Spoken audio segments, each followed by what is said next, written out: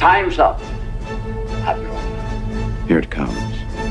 Fade in. When it comes to fans, it is a fan's right to have whatever opinion they want to have. No!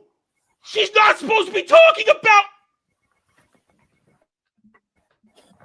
I have no idea what's going on, Dre, but it's fun. Talk about that! He's having a breakdown. Somebody call Johnny Cochran. I use it. It's great. It's great. It's fantastic. You have to understand the glory of a good back scratcher. I don't know. I didn't know what I was missing all these years. It's fantastic. I'm tired of hurting my left arm to try and reach around. Box office.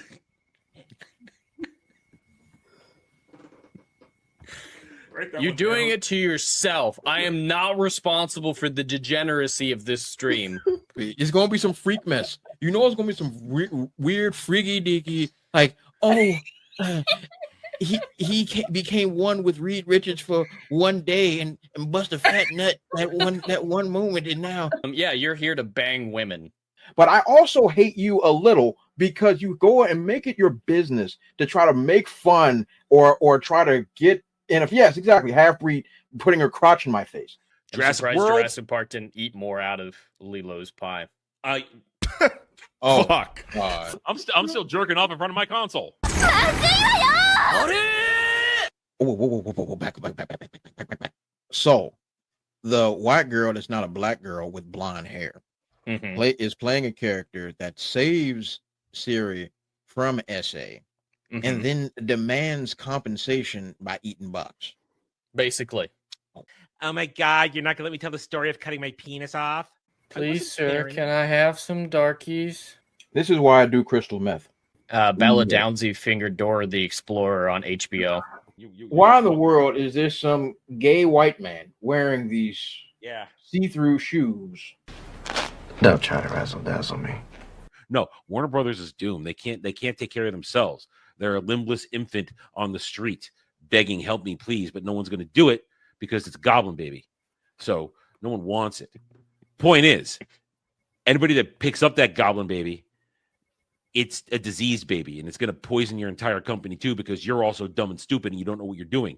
Now, if you were smart, you could put cybernetics on it, create a little monster, run around here, then we have a lot of fun. But they're not that smart to make it even a cybernetic goblin baby that could cause destruction. That'd be fun. But here we are. I love this metaphor. Here we are. Cybernetic. We have nothing that's but what Apple was describing. Drew was describing with Apple. That's cybernetic, baby. Cybernetic goblin baby. I'd work with Haley Atwell every day. But with two hands even. Before you go, one question. Yes? Where in the galaxy is Sanusi? Show us your tits and I'll tell you. I think I've died and gone straight to honker heaven. Boobs are amazing. And these tool bags wouldn't know quality if it walked up and motorboated them. Because, you're going to motorboat quality. Wait, what? Quality boobs. You want to motorboat quality boobs.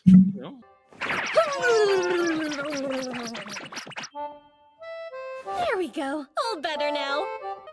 Man, titties are the greatest things on earth.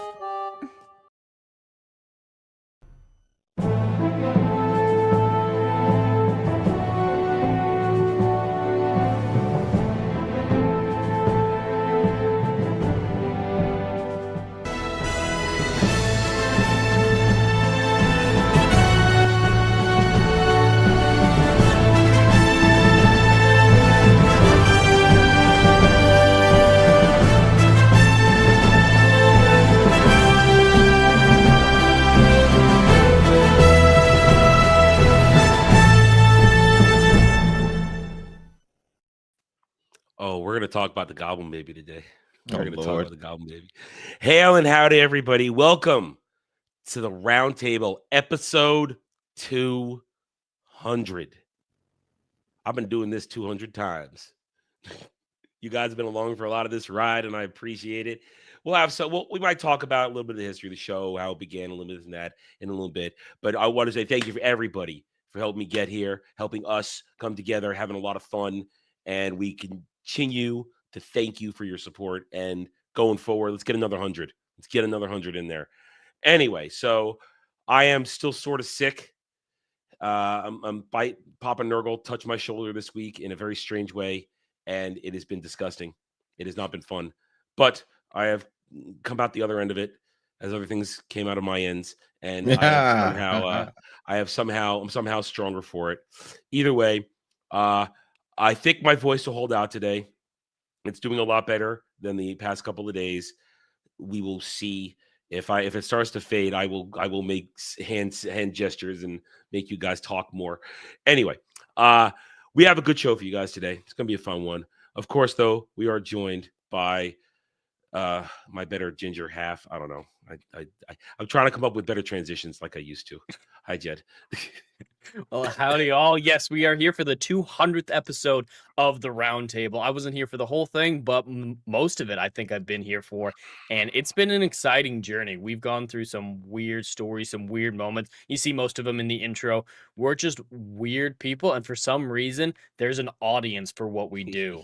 That's the most shocking thing out of all this, but yes, thank you for all helping us get to this point. And we hope you enjoy 100 more, or as Rick and Morty would say, we got 100 more years, Morty. We got 100 more years. We got this. So I think we got some exciting things. Your mic could not handle that. Yeah, your mic just. Russ like no Rick and Morty. No, we're protecting the world from Rick and Morty. That's not a bad thing. That's not a bad thing to be protected from Rick and Morty a little bit. But yes, it is great to be here. Yeah, and of course, we are joined by Dre as well, who also came on board of his own volition. Mm-hmm. He said, "Hi, white boy, want to talk?" And I said, "Yeah, sure. I need a black friend."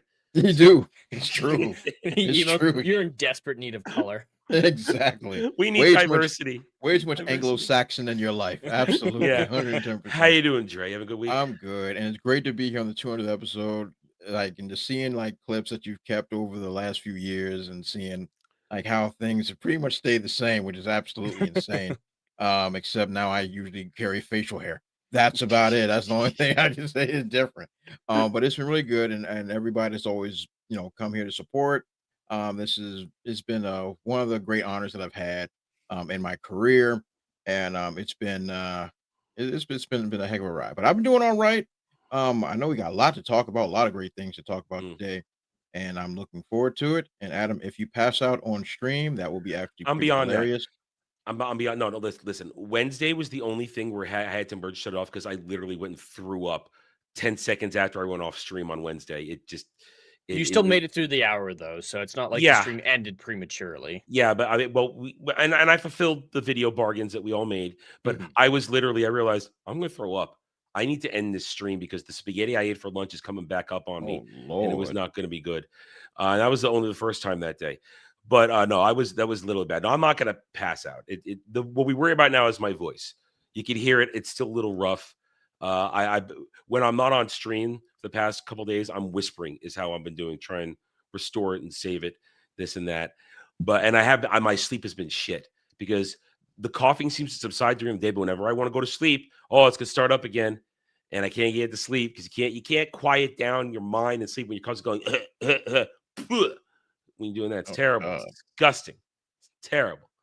Anyway, hail and howdy to the chat. Thank you all for being here. Some of you since the beginning. I mean, listen, bot number one here. He's been here since day one. This is like version, I think, 5.0 of him at this point. His updates are sometimes lacking and random, but the bot has been here since the beginning, so I appreciate that. And so is essentially Good Sir Algum the Strong. We have our other mod, Ruben X. I saw him there going on down. Hail, son of Joxer. And I see your thing here. I have talked about that this week. I talked about it during the week on stream. I clipped that video out. I talked about it again with Dermy on Friday on Ballbusters. So I've kind of said everything I'm going to say about it. So best metaphor I can put to this is that they have the people who were correctly involved the whole time are there. In varying roles, though, some of them are just consulting. Martin Giroux, while was a part of it, he doesn't have a good track record of sticking the landing. Blind Spot was a good series for most of its run, but did not stick the landing in the end. And It's still Amazon. It's still Amazon. But the best metaphor and best possibility, it sounds what they're doing.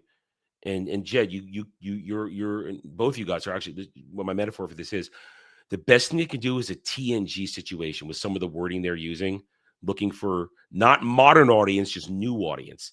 The best to do is distance themselves. To me, it's not a reboot, it's a revival, it's a continuation of the SG1 timeline. And the best thing they can do is a TNG situation where it gets some distance, have a couple cameos in the beginning to soften the blow, and then tell something new without relying on too much of the old lore. I think that's the best case scenario right now. Leave SG1 and Atlantis intact. Don't futz with it. I mean, you might have to deal with the Wraith because they were still in Pegasus. They weren't taken care of. But that's my best. What do you think of that metaphor? Is that a good way to look at it? The best possible scenario is a TNG situation? I would agree with that because in the modern era, we really don't trust anyone who's touching things that we love, and a lot of these characters would fall into that category. So getting a little bit of a divide from what we love is a good for the Mass Effect TV show that we're talking about. We don't want them to alter what already exists, what we already love. Yeah. So yeah, distance is absolutely a great idea here. I don't know who, like you said, there's some involvement. Oh, there are all the original people are involved.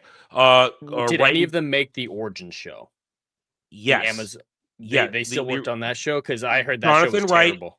Well, no, the Origin. I don't know about that. No, I don't know about the Origin show. That web series was on. I don't know about that. But you have the original guys, Wright and Glassner, who were the original writers for the early seasons, all the way through most of it, and they still were writing it well into the SG1 time. They're bringing in some decent other executive producers. Yes and no, maybe. Excuse me. Martin Giroux was there as he was working on all the stuff, and he was largely involved mostly in Atlantis. That's right, a lot of power, and so he was there. And so is what's his name? Malazzi, Joe Malazzi. He's there too. All the guys who made it great are there in varying roles. So they're not putting it in the hands of people who don't know what Stargate is. So and we watched the video. We watched their announcement video on Friday at Ballbusters, and they said words that some people can construe as, "Oh no, we're making it for a new audience." So they just said a new audience, not a modern audience, right? Which is the same way. Totally fine. Which is the same way what Star Trek did with TNG, and saying that this might be their first time watching this, so get them interested, and then they'll go back and watch other stuff, which is what a lot of people did with TNG. That was their first Star Trek. And then they went back and watched TOS and all the movies. An easy to digest revival. Doctor Who did a similar thing where you didn't need the classic series lore to understand it. So I don't know what they're going to do. You can't jump in time like you can in Star Trek several centuries into the future, or a century into the future. But they could do an off-planet outpost, kind of like Atlantis. You could go 50 years forward. Yeah. You could do 50 years. And you could still get a Teal'c cameo, because Teal'c can live to be 200 years old, even though he did live an extra 50 years in the altered timeline at the end of the original season or the original series. But Teal'c could make a cameo, and that's and a couple other people could in ways. And then if they don't separate it either by time or an outpost in another galaxy similar to Atlantis, just somewhere else, if they don't do that and they still have a new cast, I just want Carter to be commander of the SGC. I don't know if Amanda Tapping will come back, because she directs now. She doesn't act anymore. She just directs. That's what she does now. Yeah, so last time I saw her acting was in Supernatural. She was in season. That was 13. one of the last stuff. And last time I saw her was a little bit after that, during which she wrote and directed a couple episodes of the Van Helsing show on Sci-Fi Channel. At least bring her back to direct. I'm sure they'd bring Amanda Tapping back to direct. I'm sure they would, because she's an excellent director.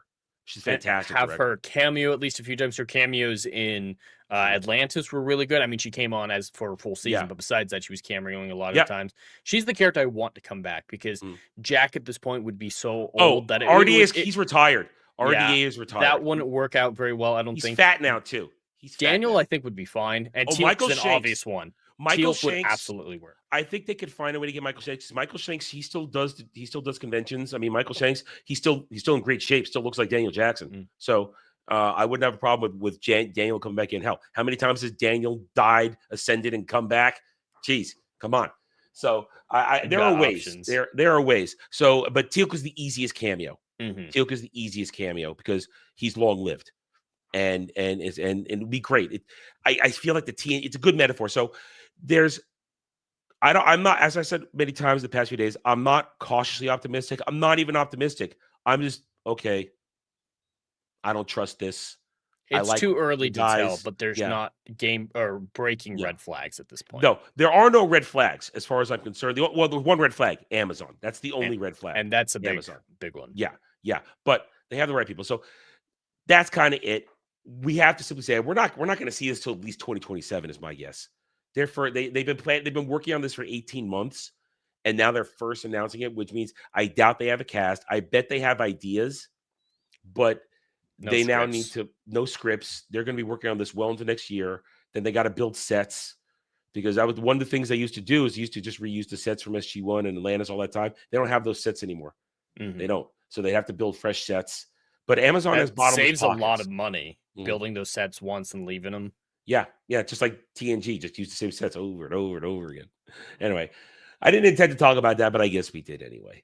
So hail Howard, hail to Frank, hail to everybody else if you're watching and not chatting. We are happy to have you here on episode 200. And I guess for just a moment here, I will reflect on this show just because it is episode 200. I remember when this show started, I had not intended to do a live stream so soon. The channel wasn't even monetized yet. It was roughly fall of year one. I guess what was that, 2020, 2021, something like that, 2021. And I had zero plans because I don't have enough audience for a live stream. Like barely anybody look at my videos. I'm not going to get anybody to watch this. And then a couple other guys asked me if I wanted to work with them on something. And I had no idea they had an even smaller channel than I did. I didn't know how this shit worked yet. And they came on board. And we did this. I did it with them for a couple of months, got about 15, 17 episodes in. And then not to, talk out of turn, but things happened. We went our separate ways. And I had to stop the show for a couple of weeks. And then our good old buddy Grump said, hey, son, you need some help. I can talk some stuff. And then Grump came on. And then slowly but surely, things built out. I found the ginger one. I found representation, and here we are. We even have my favorite Goyim when he could be here. So we do our best. We have a lot of fun, and I really believe we have made a unique version of pop culture recaps and roundups for what we do. We try to have fun. We try to have real discussions. We don't just spam it, shotgun and see what happens. No, we try to get it done. We try to get it done for you guys between 2.5 hours. We don't want to keep you here forever because it's a Sunday show. I chose Sunday originally because, hey, there's no other streams on, and here we are nearly 5 years later, and now there are streams all over Sunday afternoon. So much for that idea. But it's your Sundays. We want you just to relax, have a good time with us, and we're glad that you guys are here with us, and we appreciate it. And we hope you stick with us, keep going. Now, because it is episode 200, normally I don't do any sort of grifts on this particular show, but we are going to do a grift today. We talked about it. If we can hit a total, not a single, a total of $200 in super chats or Stream Elements tips, you guys, the chat, get to select a show for me to review. One that I'm not planning on. You guys know the ones I'm reviewing, upcoming. Star Trek Academy, Lanterns. I think there's maybe one other one in there. But there's a whole schlock of crap out there that I ain't touching with a 20-foot pole. Stuff maybe I'm also not even interested in. Jen and I were talking about this possibility too. That would require homework. So we get that today. You guys can make me do something. An entire season or an entire break. And it would be legitimate reviews where I'll move the camera back to the normal spot, be straight up looking right here. And I do the whole long form review, clips, stills, and everything. The way you used to like it when I do real reviews, not just the chat maybe watches reviews where I cry a little bit and whimper and try to get through it in a few minutes because you guys paid for it. But so there it is. That's our grift for episode 200. Anything beyond that, well, maybe there'll be some gravy we can add to it. Either way, All right, so we do have a show. Yes, absolutely. Give us ideas too, chat. But yeah, this is 200th episode, $200 in super chats. Let's celebrate it in style. I have some fun ideas for this. It sounds like Adam doesn't want me to tell the chat what my ideas for what he could review are, but there are some great options for shows coming up. What? If we get over 200, you can reveal what your idea is. If we get so over yes, 200. chat. It is a great idea. He will suffer and you will reap the boon. It's actually going to be great reviews. I think it's legitimately great content that he's not going to enjoy. So you get the sadism and the quality out of this idea at the same time. So get us to 200 and I can reveal the horrible things I have in plan. Think of it like this. It's like when y'all made me watch House of the Dragon for season 2, and I didn't enjoy reviewing that damn show at all. I hated every second of it. It's like that, or I had to do homework. It's one of those things. So if we get over 200, Jed will reveal what the option is, and then we'll add a tier to get to that option, if that's the option you guys want. Anyway, so we do have a show for you guys today. We got I once again in a period of weirdness as we close out the year. Not a lot, but we still have some things to talk about. One box office recap, an important box office recap today, because this was predictable. We knew it was going to happen. We knew that Wicked Part 2 was going to do what it's doing. We learned our lesson last time we talked about this a year ago, literally. Then after box office, I saw this, and I'm so glad Dre is here because I know he can provide good content, good commentary. Another live action Teenage Mutant Ninja Turtles is happening. And they canceled the last Ronin TV show to do it. Yeah. Now that's the part that I have a problem with. Yeah, okay. So that's what I want to that's part of what I want to talk to you about, because I got thoughts on that myself, and not someone who didn't read The Last Ronin. So then the Ubisoft cope is real. It's real. We are, what was it? Was it a year ago that Assassins came out now? It was a year ago, wasn't it? Not quite. We're getting close because it was in November, because Assassin's Creed Day is November 15th. Yeah, so it might have been a year. Let me look it up. Wait, no. It was pushed. It was delayed. Oh, that's right. Sorry. It came out in March. 20. Yeah, it came out in March. It got delayed. Yeah, okay. I'm sorry. In November, though. Yeah, it feels like it's been out for a year, but Mirage has been out for that long. Oh yeah, Mirage is 2022, so it's been okay. So years. So there's a lot of Assassin's Creed cope, a lot of Ubisoft cope going on right now. So we're going to talk about that in relation to some gaming type of stuff as well. And then, of course, as I mentioned earlier, Lanterns. I was ready for that in February. It's been delayed to summer. I have theories. So we're going to put that out there. I have theories connected to the sale, connected to the DCU, all that kind of stuff. So we're going to get into that.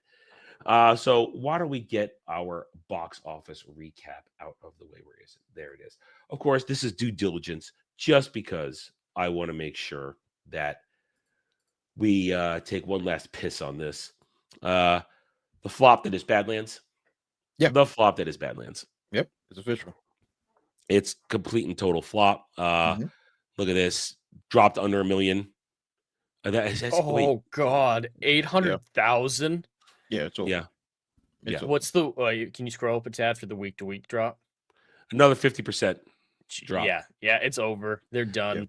But they're still celebrating it that it's the highest-grossing domestic Predator movie. Yeah, well, it's also one of the most expensive ones, and you're not accounting for inflation, of course, because they never do that. But yeah, it's still a disaster. You can have seemingly good numbers, but if you don't take net into account, gross means nothing. And we have this argument every time a movie comes out. It's net that matters. Gross can look pretty, but it can ultimately be meaningless. It is meaningless in this case. Yep. Look at Star Wars. Completely meaningless. Absolutely. Yep. So just put that there. You just put that out there. We now close the chapter on Badlands. It's done. It's over. But now here is also due diligence, just because it is the important box office roundup. Our Sunday privilege. Wicked for Good. Massive domestic opening. Little weak international opening, but I don't know if they've released everywhere. Let's take a look real quick. International. No, it's released everywhere. Yep, released everywhere. Yeah. So everywhere that matters, Yeah, so it's a weaker than I thought would be international. I'm sorry. What was the budget? Reported budget? Around 100, I believe. 150. Now they film these back to back. Back to back. Okay. That helps save them a lot of money, Yeah. So okay. Wicked Part 1 made over $700 million, somewhere around 720, 740, something like that. So made good amount of money. Yeah, and it made profit. It made profit. Did it make the billion we thought it would make? I mean, I believe when we accepted the reality that its fan base was turning out, might make billion. No, it tapped out in the 700s. At this pace, I think it's going to make the same amount. The same people are going to go see it again. That's a simple math. The same people who saw the first one will go see it again, and they'll spend the same amount of money. So it's going to break $700 million in the end, I believe.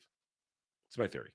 No, that's a fair estimate at this point, and there has been a lot of good word of mouth for the first movie. As much as it doesn't interest any of us here on this panel, a lot of people love the first movie, so that will help maintain its success. Just like you're saying, it wasn't controversial. It's not likely to lose big portions of its audience. The initial reactions for the second movie have been mixed, from what I've heard at least, but the first movie was positive enough that it's going to carry over, I think, at least to being pretty equatable.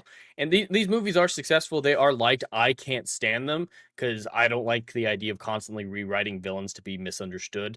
It's a long overdue or overused trope at this point, especially for Wizard of Oz, the classic story. I feel it's a little disrespectful.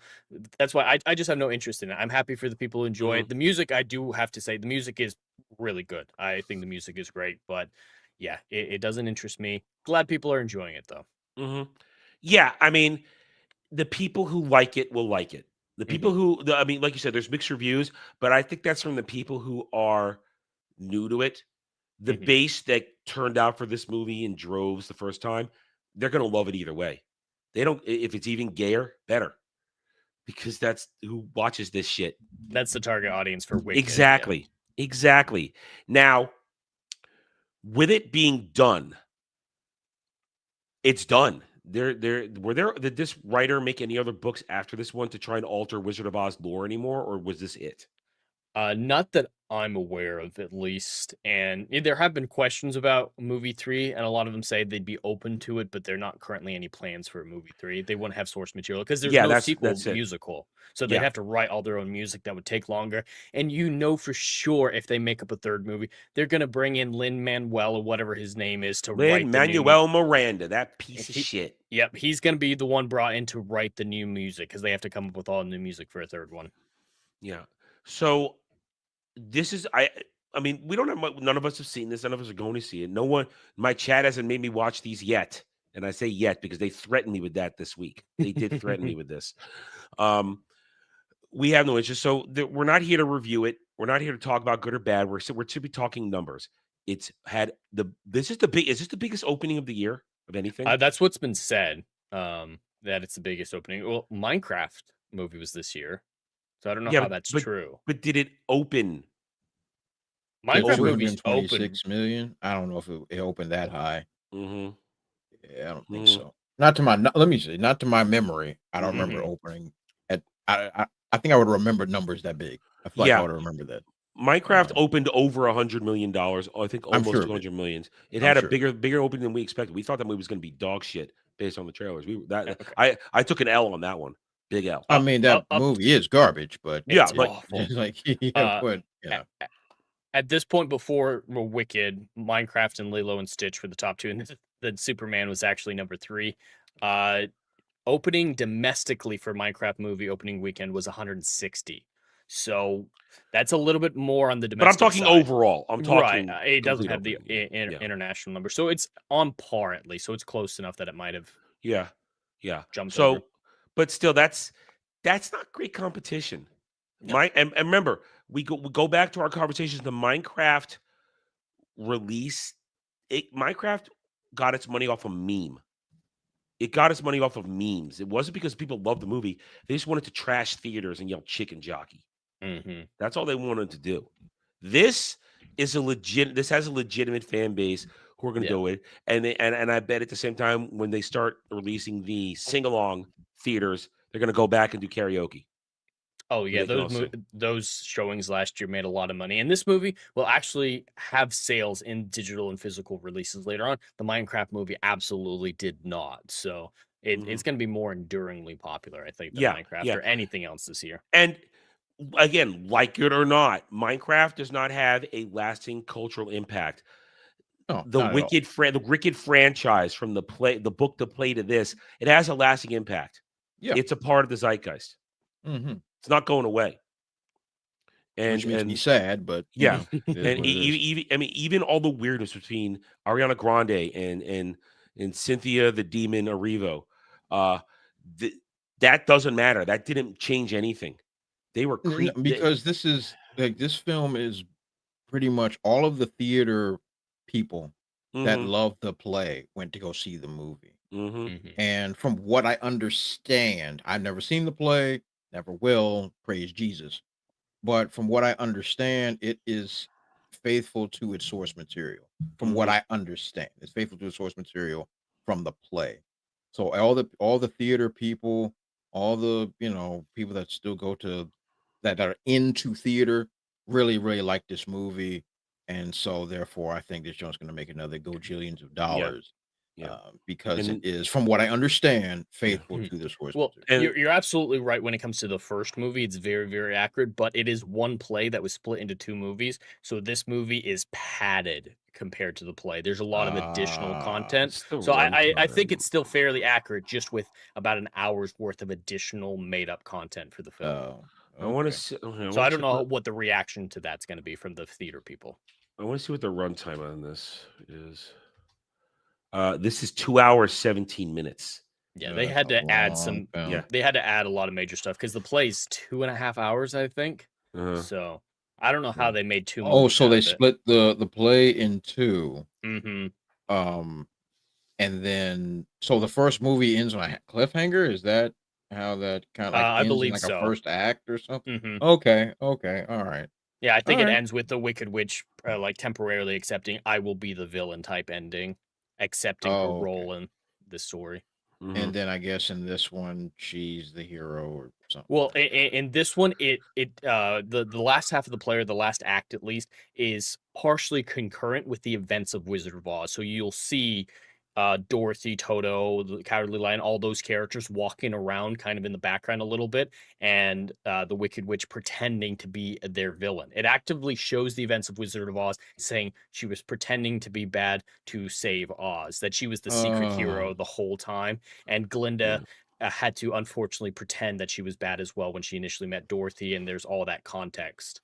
That is so the exterior of the Wizard of Oz film. That's why I can't stand it. I don't like it either. I mean, as someone who likes the Oz saga, I think it's an excellent saga. To do this to it, to alter it, to me, it was wrong. But there are people who like this kind of stuff where you change it and make it more feminist or take away the agency, stuff like that. And because I when I was a kid, HBO had an animated version of The Wizard of Oz, but it told the entire story just about, not just regular Wizard of Oz that we all know. It told the whole thing, and it was really good. I don't remember it. It's probably nearly impossible to find because this is 80s, something like that. But it was really, really good, and I would like something to do so. I would like an adaptation like that, respecting the whole story, not turning the Tin Man into whatever this movie turns him into, not making the Wicked Witch the secret good guy. There has to be evil. She's the hero, and the wizard is the villain. The wizard, of course, white man, whatever. I was never into the Wizard of Oz. I've seen the movie, obviously. I've seen the movie, and I've seen The Wiz. Those are the only two versions of Wizard of Oz I've never read. I'm assuming there's a book. I'm going to assume there's a book. The book series. There's books. There's several. Yeah. I never read the books. I never did any of that. But I like the idea of good and evil. Hey, eating good, trying to conquer evil. When we keep trying to humanize monsters and goblin babies, we're gonna have ourselves a problem. And I never liked that idea. And once again, I'm not into the lore of Wicked, the play. I'm pretty sure the play is a nightmare for me. I'm probably sure I'll be dangling from the rafters from the neck. I'm sure of it halfway through. But the idea of like, oh, she's pretending to be the villain for the sake of like that's cop out garbage, man. That's weird. But okay, then she let herself get drenched in water and die. Like how? Like, But there I was never don't. a weak. It was never a weakness. It was pretend. Yeah, she pretended to die. Okay, Because wasn't it Glinda, the good witch, who said, "Hey, water's her weakness," and I they're don't. they're friends, and they're secretly conspiring through the whole story because of Wicked. Wicked saying that they were conspiring through the Wizard of Oz. Wait. So she pretends to melt, and wait, no, you had to melt because people saw you melt. So Magic. you melted. It's magic. So you It's melt. glamour. So it's an glamour. illusion. It's an illusion of you melting for the sake of Oz. I don't remember exactly how it goes because I did see the play when I was 17 in London. Actually, it was, that part of it was cool doing it at a theater in London. I believe she went and ruled the Emerald City because the wizard was defeated during Wizard of Oz or whatnot, became vulnerable because of Wizard of Oz, and then she came in and ruled peacefully or got Glinda in charge or something like that. But there was a rebellion, I believe. God, I hate everything. Don't take that as fact. No, I know, but I yeah. can, but I'll take your word for it because I'm not gonna watch it. I'm not gonna look into it. Yeah, I can give a crap. But when you take something that is classic like The Wizard of Oz and take a modern spin to it, I always hate it. I don't like that idea. Yeah. I don't like the fact that so there's no bad guys. Like, is that essentially it? There's no bad Just Jeff guys? Goldblum. Just Yeah. Jeff Except, Goldblum. okay. The Wizard of Oz is just an illusionist, but he's not evil. I don't understand. What's the point? What's the point of Dorothy showing up and having her fever dream? I don't get it. What's the They point of don't. the story? In this movie, you never see her face. You only see the back of her head the Yeah. whole time. You never it's see from Dorothy? the periphery. You see her periphery in the distance and whatnot. They don't, at least in the play, they didn't rehash the Wicked Witch's death scene because it was fake. And I believe Dorothy was brought there on purpose as the distraction. Because Glinda and the Wicked Witch were conspiring the whole of the Wizard of Oz in this story. Okay. Then what about the broad that died in the beginning that the house fell on? What about her? I believe did that that is not Michelle happen? Yeoh in this. Michelle Yeoh? I like And Michelle. I think she's pretty villainous, isn't she, in the Wicked movie? I don't know. So I like they made Michelle the good Yeoh. witch who died. I don't know. All I know is that this movie's going to make its money. Clearly, it's gonna make we money. we are not the audience. We are very Not critical. for a second. We're not critical of the movie. We're critical of what the source material does to the original source material. Absolutely. That is what we're critical of. And what I feel as though is because of this kind of thing, we're never going to get another good adaptation of Wizard of Oz. We're not going to. I mean, you have the original movie of Judy Garland, which I personally hate. I hate that movie. I don't like it. Really? I like the story. I just hate that movie. Something about it just turns me off. I'm also not a fan of Judy Garland. I'm not a Judy Garland fan. Then there's Return to Oz, which is actually holds up. I watched that last year for the first time in a long time. Return to Oz holds up. Wasn't that a horror? It was a horror one, right?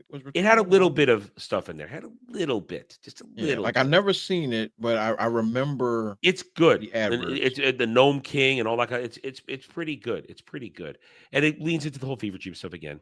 Well, and there's Oz the Great and Powerful with James Franco. That thing's fucking acid. That Yeah. movie's fucking acid. And then for a while, it was I think in the 90s or early 2000s, there was an ABC Saturday morning cartoon of continuing from the movie, essentially Wizard of Oz, where Dorothy gets brought back to Oz, the Wicked Witch gets resurrected, and she steals everybody's stuff, and they're trying to stop her. So it was just Saturday morning cartoon. It wasn't bad. It was just kind of goofy Saturday morning. There's no worse adaptation of Wizard of Oz, in my opinion, than what they did in Supernatural. I love Supernatural, but the Wizard of Oz stuff. Oh yeah, they made it gay. They literally made it gay. Well, yeah, they made Dorothy the secret daughter of the book author, and the book author changed everything to make her a damsel because of sexism, and she was actually a badass warrior leading a rebellion, and she took the lesbian on the show, Charlie, on this romantic adventure through Oz where they're going to defeat the wizard and all that. It was awful. It was, oh my God, it was terrible. And then there was there was a really good. It's an alternative telling or an alternative kind of view on it. There was a Sci-Fi Channel miniseries called Tin Man, which was really good. That was pretty good in that one, where the descendants of Dorothy are involved with it and stuff like that. It's really good. I really like that one. It's such a popular story that we'll still see attempts at it, especially now that it's, getting public domain or is public domain now, the books, that there's going to be a lot of attempts to it. But the big budget ones that you're talking about, like on the level of Wicked or the original Wizard of Oz film, I agree that we're not going to see many huge productions of it. And my fear is that Wicked is going to keep us from that because of Wicked. That's what's going to keep it away, because this is what's front and center now. It'll be front and center for a long time. But as we said, it's not going to go anywhere. It's done. There's no more source material. And if they made another one, I don't think a third one would have, I don't think that would land, because then the base isn't excited anymore, because then it's something they're not used to. So, and also, Cynthia Erivo and Ariana Grande might waste away because they don't eat. Oh, what's going on? They're not going to make it to the third one. Why is somebody feeding these women? Somebody feeding these women? I don't know. I don't know. Jeff Goldblum sucking their life force. Listen. I Ariana Grande, I have beef with her because I remember when she was caught on camera licking donuts in a bakery and putting them back. That was disgusting. What? That's wrong. That's wrong. Yeah, that's illegal. That's wrong. You know what isn't illegal? Jay Fraser 360 for 20 pounds. Thank you, Jay Fraser. Yeah. Hail Roundtable. Sorry I've not been around lately. Life in Airstrip 1 and currently developing my sci-fi novel. Hey, good working for at you. dude. Hell yeah. Always work on something like that. Hashtag Iron Age. But good to see you've got your lame and gay shield with Beardo from Bro Island to 200 more and beyond. Thank you, Jay Fraser, for Very the 20 cool pounds. And keep working on your stuff, man. Always Absolutely. keep working on Keep it. it up. And remember, Keep it up. the first draft is only the first draft. You got to go back and keep working on it. Trust me. It's first draft is only a first draft. You're 7, 8, 9, 10. That's when it's going to really feel like, okay, yeah, now it's, I think I've worked it out. So but keep working on it too. Keep us updated. That's it. Yeah, it is. Yeah. It was the Zoe Deschanel one. That was the Sci-Fi Channel one, Tin Man. That was pretty good. I like that one. I've seen it a bunch of times. I don't think I want to ever own it, but I did enjoy it when it was on Sci-Fi Channel. Had good stuff. Okay. Let's move on. Let's see. Okay, Jed, this one's for you. This one's for you. Uh-oh. Last week we talked this is bad. We talked about Nolan in the Odyssey last week. Nolan kept talking. Nolan kept talking this week. He won't shut the fuck up. Are you James Gunn or Christopher goddamn Nolan? Well, apparently he's Christopher Gunn right now. Oh no. Christopher Nolan explains how he approached the mythological aspect of the Odyssey. Oh no. All right, Jed. Hold on. One of the things I needed to crack was how to approach mythological elements in a sort of real-world way. Uh-oh. The big breakthrough creatively in thinking about the gods was that everything is now explained by science was once supernatural. Lightning, thunder, earthquakes, volcanoes. People are literally seeing gods everywhere. Not even the evidence of gods. They're seeing actions of gods. I don't want to say too much about it beyond indicating that, yes, the evidence of supernatural is all around these people. It's very much part of their lives. And I think it's quite a lot of fun to tap into that. This type of interpretation or this perspective works if you're telling a historical story. Like if you're telling a more accurate, historically accurate version of 300, this approach works fine. But he's telling an adaptation of a epic poem of mythology. The gods literally have roles to play in the story. It starts with a golden apple. It starts with a golden apple and the gods having a contest. Yeah, the Trojan War. I don't think they're going to show a whole lot of that, but yeah, there's that aspect of it. Hermes is in the first chapter, coming to see Calypso on Ogygia. Athena plays a major role, especially with Telemachus. The gods are actually involved in these stories, so you shouldn't be making an argument for they're interpreting normal phenomena, scientific phenomena as gods. That works in history, but this is a mythological tale. You need to show the power and the grace of these gods, because that is so integral to the story. Poseidon is is probably the best described villain of the story with how he pushes it. Yeah, he's the reason Odysseus can't get home. We don't really see him to the same degree that we see some of the other gods, but he is a force of nature set against Odysseus, and that needs to feel physical and tangible, not, oh, there's a storm, probably Poseidon doesn't like us. This is a incredibly flawed perspective to come into a mythological story. Historical tale, this is perfect, but this is why I was always a little worried about him taking this role, because this is what he did with the Dark Knight, and it works for. I think it works a lot better for Batman because it's at least set in the modern day, and that helps quite a bit. But he's obsessed with making the fantastical tactile and real, and that works when he's doing his original stories or with IPs that have a close connection to reality. This is not the right IP for him, as much as I wish it would be. He's my favorite director out there right now. It's my favorite book. This is a union that I would have dreamed about a few years ago. But thinking about it, you can't make this real. You can't make this seem like this is history. Otherwise, it's not the Odyssey. This is why you need to change the name. Like Ulysses isn't really an adaptation of the Odyssey. At least it's not a pure adaptation. You need to be able to do something like that and say, hey, this is inspired by the Odyssey. We're going to call it this.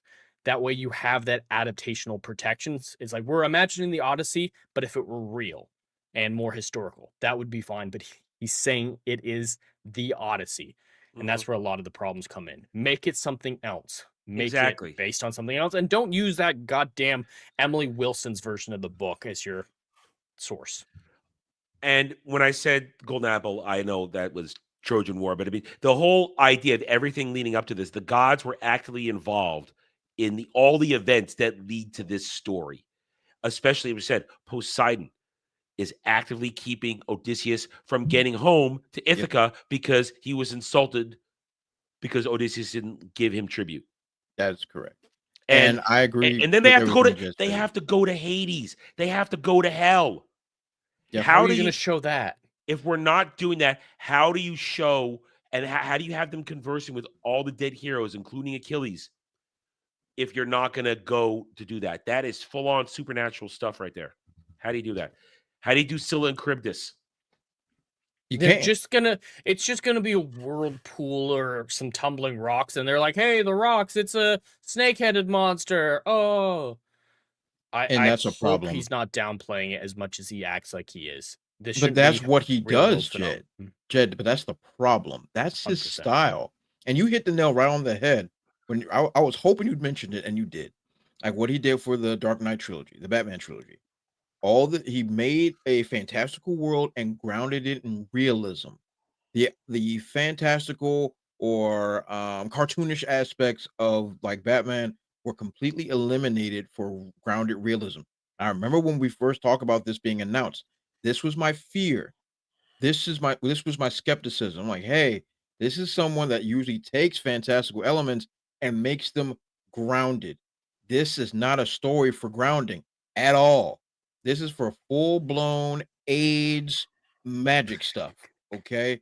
This is not the time to be like, oh, the sirens were really just ladies with foghorns. Like no, that's not it. Not now. You need. Is he gonna go with the manatees urban myth that mermaids were just manatees?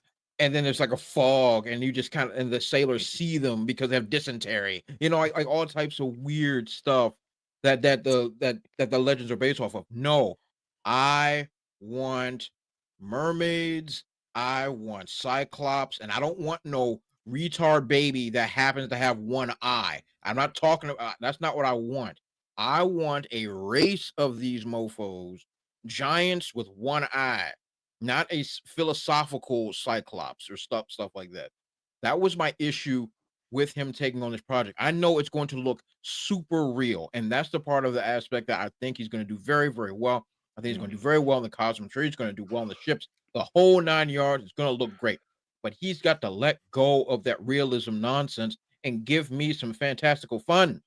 I want to see naked gods doing stuff. Okay, I don't want to see the idea of gods or somebody thinking, "Oh, Poseidon is cursing us. Look how the waves are." No, Poseidon wants your cheeks. That's what he wants. Period. You think he's killing your men? by accident. Like, no, it needs to be direct. And I have this was the skepticism I had. This was the skepticism I had with him. And if it ends up going down this route, I'm gonna be upset because I am gonna see this day one. I'm gonna go see this day one. So I will be upset if I walk in there after spending unspeakable amounts of money on my daggone ticket to go and see this thing and I see some foolishness. I'm going to be pissed. So I'm hoping to all that is holy that he actually leaves these fun, fantastical elements in, or this is not going to go well. Well, here's your fantastical representation of Athena. Oh no, God! Don't hurt me! Don't hurt me, Jesus! Don't hurt me, Jesus! No. She looks like she's playing Mary Magdalene in the Passion of the Christ. Oh God, help me! This is his interpretation of Athena. No, Athena's supposed to be a bad broad. She is Gina Carano. Gina Carano should have been Athena. Ooh, I mean, Athena is a goddess of war and wisdom. I mean, Ares is the god of war, but so is Athena. She's also a goddess of war. And yes, she's attractive because she's a goddess, but she's not, not drop dead gorgeous or anything like Aphrodite, but she should still be attractive. Yeah. She should be muscular. She should look competent and fearsome when she's in her godly form. She does disguise herself during the story a little bit. But yeah, this isn't fucking Athena. Yeah. Maybe this should be a little scared of her. Maybe this is her disguise. Maybe. Look, I'm just trying. Like maybe this is her disguise, and maybe a different person plays her when she's in full. No, I'd be all right with you know that. What I mean?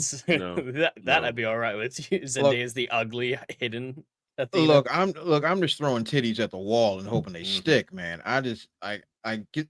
Who wants to see Zendaya? Anybody? Nobody. You need a good actress. Only Tom Holland is the only person who would see Zendaya. Only Tom Holland. And he can have her. God bless him. Yeah. As much as I like Tom Holland, he shouldn't be in this movie either. Yeah. Telemachus is, besides Odysseus, Telemachus is probably the most important person to get right. Yeah. So we have all of this. And Jed, when I was reading that myself the other day, when I found it, I couldn't help but think the Isu.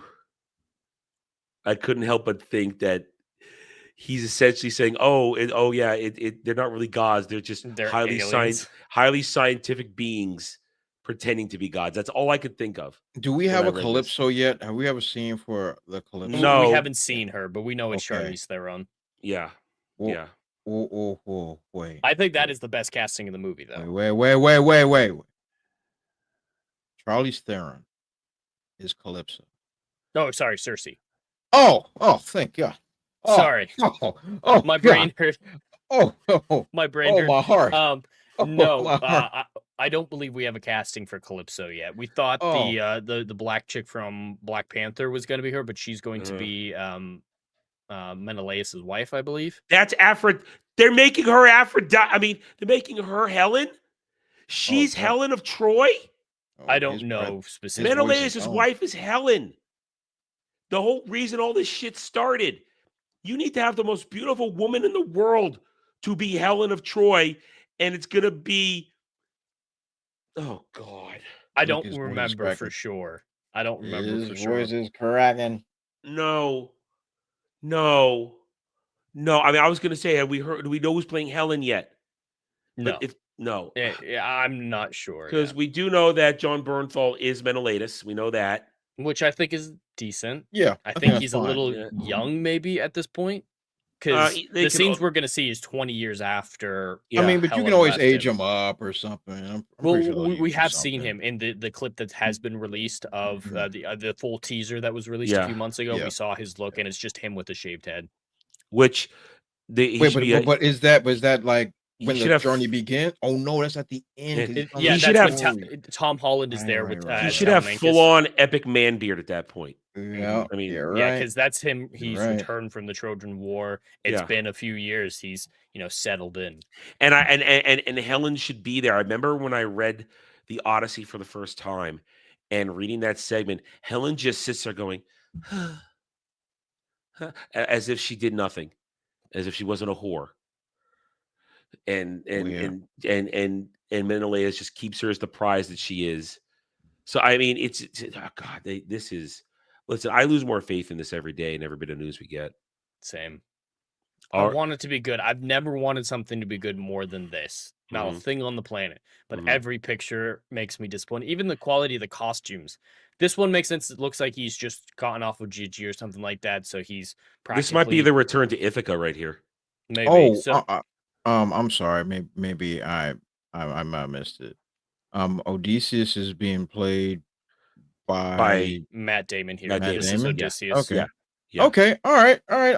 I like that. I don't have a problem with Matt Damon. I like that. Yeah, it's fine. I mean, that's Okay. fine. He's actually marketing this movie well, unlike Christopher Better Nolan. than Nolan is. He's saying this is the best experience of his career, that the scope of it will blow people away. It's so massive. Everything's real. Like he's doing a great job marketing it. Christopher Nolan needs to do James Gunn treatment and just shut the hell up. Yeah. Oh, yeah. Yeah. So, and Anne Hathaway's Penelope, I think, is good casting. We've seen the pics. Yeah, she's fine. Mia Goth looks like a mutant behind her, but that's Mia Goth. She looks like a mutant. I wanted more Greeks cast, though. There's no Greeks in this movie. Oh, I mean, most of them are European, so at least they're white. But I want some real Greeks. I'm gonna. At least they're of Celtic origin. I gotta write that one down. Hold on. What? That's a clip. That's a clip. That's definitely a clip. At least they're white. Yeah, definitely. At least some of them are white, but Greek is better. Awesome. That's awesome. We ain't gonna get no Greeks. Yeah, that's not gonna happen. You ain't gonna get no. It's still better than what was it? Uncharted, I believe, where Antonio Banderas played a Greek guy and did nothing to change his appearance or voice. Antonio Banderas is I'm more Greek than he is. That man is a Spaniard. All right, that man very much so. He ain't even got Mexican in him. And John Leguizamo. Yeah, he's in the Odyssey. He does not have the talent to be anywhere near this type of film. He lost his talent about 20 years ago. He's nothing but a screaming TDS nut job now. Now, when is this coming out? Next summer? July. Next summer? July, yeah. Okay. Well, we'll cover this. There'll be reviews, discussions. We'll see what happens. My faith wavers every single passing day on this. Oops, that's not the right one. There's the right one. That's my habit from Double D's leading in there. July 17th. Okay, yeah. All right. It's gonna own either way, it's gonna own July. It'll own July. Whatever competition is in July, Odyssey wins. Hands down. Okay, so I did mention Isu, Assassin's Creed. But we're not going to go there because we're not a gaming zone yet. I realize that we have one more topic before we go into there. Sorry, I'm still sick. Leave me alone. Really? Yeah. I came across this one earlier in the week, and I found it wildly amusing because I thought, well, this is definitely got comic book talk we can lean into. There's a lot of lore, a lot of adaptations we can talk about with this. Jed and I have even reviewed a version of this on Drive-In. We have learned now that Paramount, Skydance, has decided to move ahead with an all-new Teenage Mutant Turtles live action. Producer behind the studio hit Sonic the Hedgehog franchise will take a 4-quadrant approach to Heroes in the Half Shell. I don't even know what that means. I don't know what that means either. The heck does that mean? They're just making up words. That sounds like a gay orgy to me, is what it sounds like. I don't know.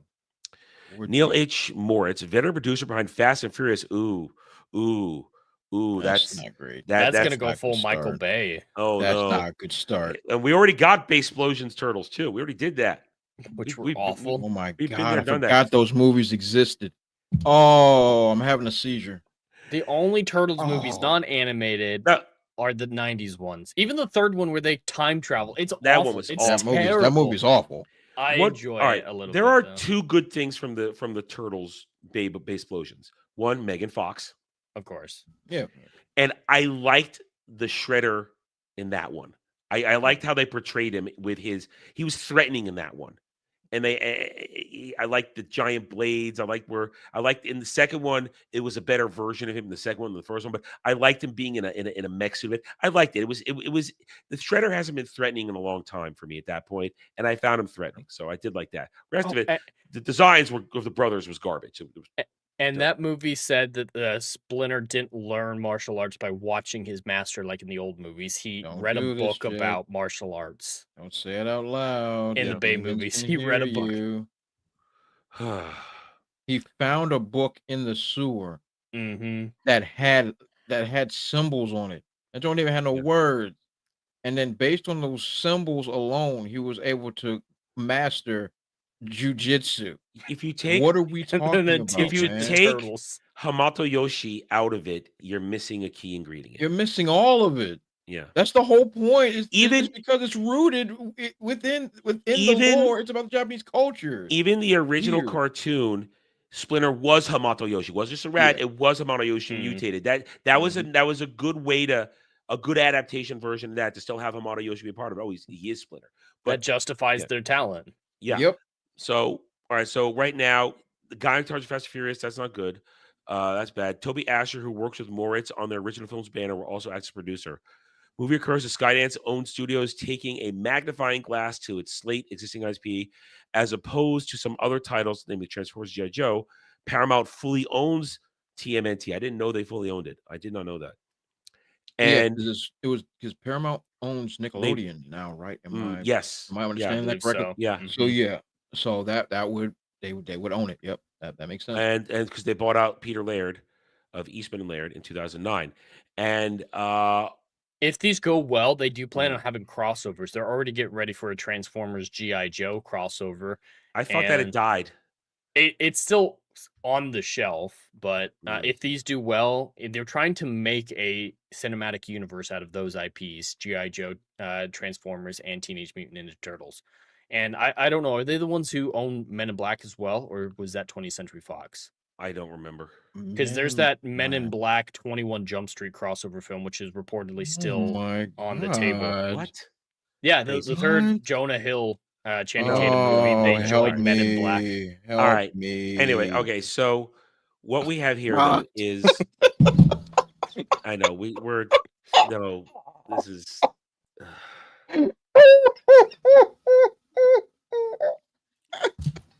We're out of ideas, folks. We're finished as a people. They've been talking about that for a decade. Yeah. Jay Frazier has defined 4 quadrants, 4 distinct demographics. The 4 major demographic group: males, females, under, over ages. Okay. So they're making it for nobody. A movie for nobody. Got it. Well, all right. Well, think like this. They mentioned here that, of course, this is Hollywood Reporter, so they're going to claim that god awful Mutant Mayhem shit that we talked about last year was a critical claim. No, that thing bombed, and its TV series it spawned bombed. Nobody watched it. They had a horrible Christmas special this last year. Terrible. Who wants Seth Rogen to make action movies? Nobody. So here we are. To me, this tells me they're abandoning this. It's you don't have simultaneous things with one IP like this. You do one and you work with it. But that leads to the next point. They've canceled the Last Ronin live action CG animation hybrid they were working on. Crazy. Now, what a terrible mistake that is. Now, Dre, personally, I never read Last Ronin because I didn't like it's an alternate storyline. It's not a definitive thing. It's an alternate what if. It always, I understand it's a work of art. The first one is. The second one is trash from what you told me. No one cares about whatever nobody cares about that. Yeah. The first one. First one was art. I never liked it that the brothers end it ends so darkly. I never liked that. It does end very dark. And that never sits well with me. It just doesn't. That's why I never picked it up. That's fair. That's not saying it's not good. Yeah. But so this would have been a sure hit for people. 100%. Yeah. 100%. This would have made all the money. 100% all the money, especially if they just do it as you should for most adaptations. Do it page for page. You do it on page for page, you'll be backstroking in gold coins, Scrooge McDuck style. I really like that book. And I went into it with a blank slate, and because what was intriguing for me was who's the survivor. That's what was the most intriguing Mhm. part for me, and I don't know if you want me to spoil. Oh, everybody knows it's Michelangelo. Okay, Everybody okay, knows good, it's good, good, excellent. All right, We're- so no, there's no didn't know secret. that. I Oh. thought it was Raphael. no, Raph does not, but Raph goes like a freaking G, going like he pretty much battles Karai until they both kill each other. It's amazing. Yeah. It's amazing. I loved it. Leo goes out like little puss, but you know, whatever. That's Well, what he does. Leo. That's wrong. Leo's my boy. That's part of course. You know, it's part No, of man. course. It's part Leo's of my course, yeah. boy. Yeah, he goes. Don't You talk just about like the that he leader. can hold two things at once. You do That's not it. talk trash about the leader. Look, Leo always been mid to me, so seeing him like Oh. go out like an explosion, We're I'm not like, doing ah, this. yeah, We've done this before. no, We're not doing but, this right now. but We're not doing this right like, now. We're not. Okay, We're not. okay. I'm not going to poke the bear. But We're not going to do this right now. What I don't have I'm the voice. saying, I don't have the voice for it. you don't. I can outlast you today. You ain't got no voice. It hurts already. I'm in pain right now. Exactly. We still got an hour to go. I'm hurting. Exactly. But the book is actually very, very good. The prologue, the epilogue is kind of retarded, but the main line of the story and everything is darn near flawless. I think it was very, very excellent. You can tell a lot of great care was taken into telling the story. To do this and make a live action CGI would have been absolute money. It would have been great. I would have loved every freaking second of it. I got that book on my shelf. That joint is great. Hardcover. I spent good money on that joint. Good money. So absolutely, I think this canceling this was a huge mistake. I think it's a very, very big mistake, especially now that there's actually some goodwill, and I use that term very loosely, for TMNT. Of course, Mutant Mayhem just kicked all that goodwill right square in the penis without any form of cushioning. And that movie was not good at all. Even for TMNT wackiness, it was bad. The animation was bad. The characters changes were bad. The Master Splinter was not the man. Bad. Like the design of the turtles, I didn't like. Pretty much most of the Nickelodeon stuff that they've released over the last since It made Splinter gay. Yeah, or some type of. They made the rat gay. What are they saying by that? It's that's a good. I didn't even think about. Yeah, It's kind of gross. Yeah, it's really weird, and of course we are everybody's talking about the April O'Neil thing to death because come on now, she's been a bombshell her entire existence, and you made her into a freaking Lizzo. You know what I mean? Like stuff that was just unimaginable stuff. But Nickelodeon has never gotten TMNT right, like ever. The last good TMNT show had to be the 2003 one that I think was Fox Kids. If memory serves me correct. That was Fox, and even that jumped the shark the longer went on. Yes, like the first season was excellent. When they made Shredder a Krang, that was just that's when things when they go to the Battle Nexus tournament is when it all falls apart really, really badly because it hung around too long. The show was way too successful, so they kept on ordering more and more and more. I get that. The 2003 started off so well because they were emulating the original comics run. Yes, they were in that first season. It was almost moment for moment, minus the Triceratons, but it was almost there. And then Shredder's a Krang. I was like, wait, what? Yeah, that was weird. But the thing is, they did Rokosaki. God damn it! They did a lot of good stuff with Karai, and I really fell in love with her in that series because that was my girl. I loved her, and that was the only time Leo, and I'll give credit. That was the only time Leo was cool to me, and it was in that version because he was like the man in that show. I gotta give credit there. They actually gave him a lot of good work. I mean, Raph is still my favorite all time. Nothing. But Leo was really if you weren't a Leo fan, if that was the first time you were exposed to Turtles, you will become a Leonardo fan if you watch that series. And he was like the man. And he had a lot of the heavier moments in the show, dealing with Karai, dealing with Shredder, dealing with all the heavy battles and fights he had to go do solo. Like he did a lot of cool stuff. And that was the last time Turtles was done right. After that, it all went downhill. When both Nickelodeon, those Nickelodeon shows, the one where Horrible. it's the CGI one that's crap, horrible. and then the one where they're all got scars and they're goofy and they're different. They're not even They're the all same. they're all yeah, they're all different different types turtles. of turtles. Yeah, I'm like, no. And it's Like, super fantasy and it's weird. Like they're It's teleporting weird. around and shit. I mean, And like there was a lot of elements of, and this is what I'm saying. Like there was a lot of elements of that in like the comics and like after the in the 90s, they had a lot of those traveling around, fighting Krang and all that stuff like that. And that's interdimensional travel and stuff like that, and like meeting their own different version of themselves and all the fun, goofy stuff that was done. But Yeah. there was still an overtone for your main cast to have some really heavy stuff. This show, the second one, whatever one, Rise of the Turtles, whatever it was called, I Garbage. hated that show. Garbage. That junk was trash. The Bay movies, absolute sewage water. They can't get it right. There was a 2007 movie which was okay.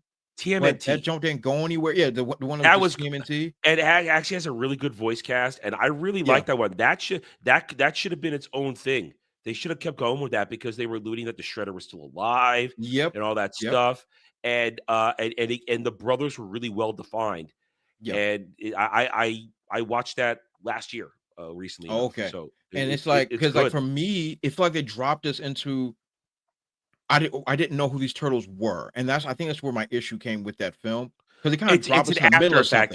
something. It's at some point basically the way I always interpret it is standard battle with the foot ended.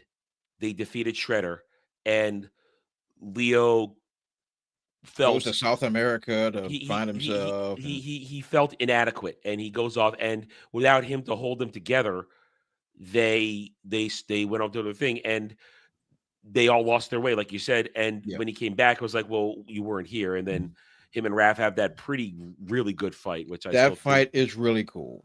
That Yeah, fight is amazing because that's the fight everybody always wanted. Everybody always wanted Raph versus Leo because there was always a melting pot between the two of them. Yeah. Because both of them have the capabilities to have leader qualities, but Raph never wants to be led, and Leo always wants him to fall in line. So Yeah. those type of personalities that clash, and I kind of grew up like that too. So it's like I related a lot to that, and so seeing them fight, it was great. It was great, and I think that was the highlight of the film. I think everybody that saw the film really loves that scene. And it's really good, and I and can that definitely set up agree with that. that was a good world that had potential to it, but then they dropped it, and then they went away from it. So Yeah, yeah, and facts. because it had a lot of potential, and it was good CGI animation. It didn't It hurt was. my eyes. Sure Well, was. I wasn't offended by it because each of the brothers had their own distinct look, even though they Yep. looked the same, they distinct, and it was fun. But then they dropped that, and they went down the Nickelodeon rabbit hole we just Yeah. talked about. Deep poison. So from what it sounds like, Skydance taking over Paramount hasn't been the great success that we were told it was going to be. Well, with let's any of see these what they've IPs. done. What have they done? They are they're making Star Trek. They canceled. They started to go down JJ Trek, but then they canceled that. It seems like they've canceled Kurtzman Trek, but they haven't officially. And now they're making all new Star Trek with no attachment to anything. So they don't know what they're doing there. Mhm. Here, TMNT, the Turtles brothers, it's kind of it really is a dying franchise because Mutant Mayhem, no That real junk fans liked bombed. it. Yeah, we covered it, made no money. Everybody hated it.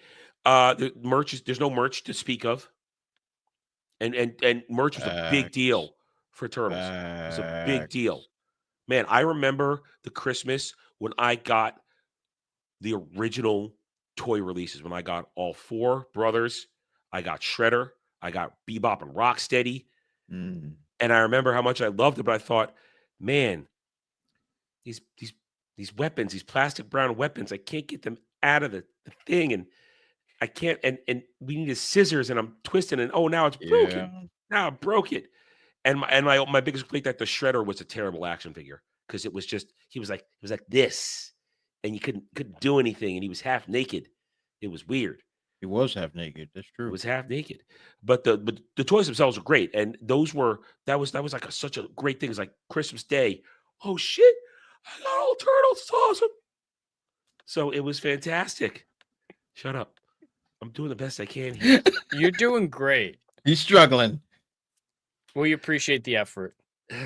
Yeah, He's doing it. I don't know how long it's going to take to fix itself, because I need a day where I don't say anything for a whole day, and that's not going to happen.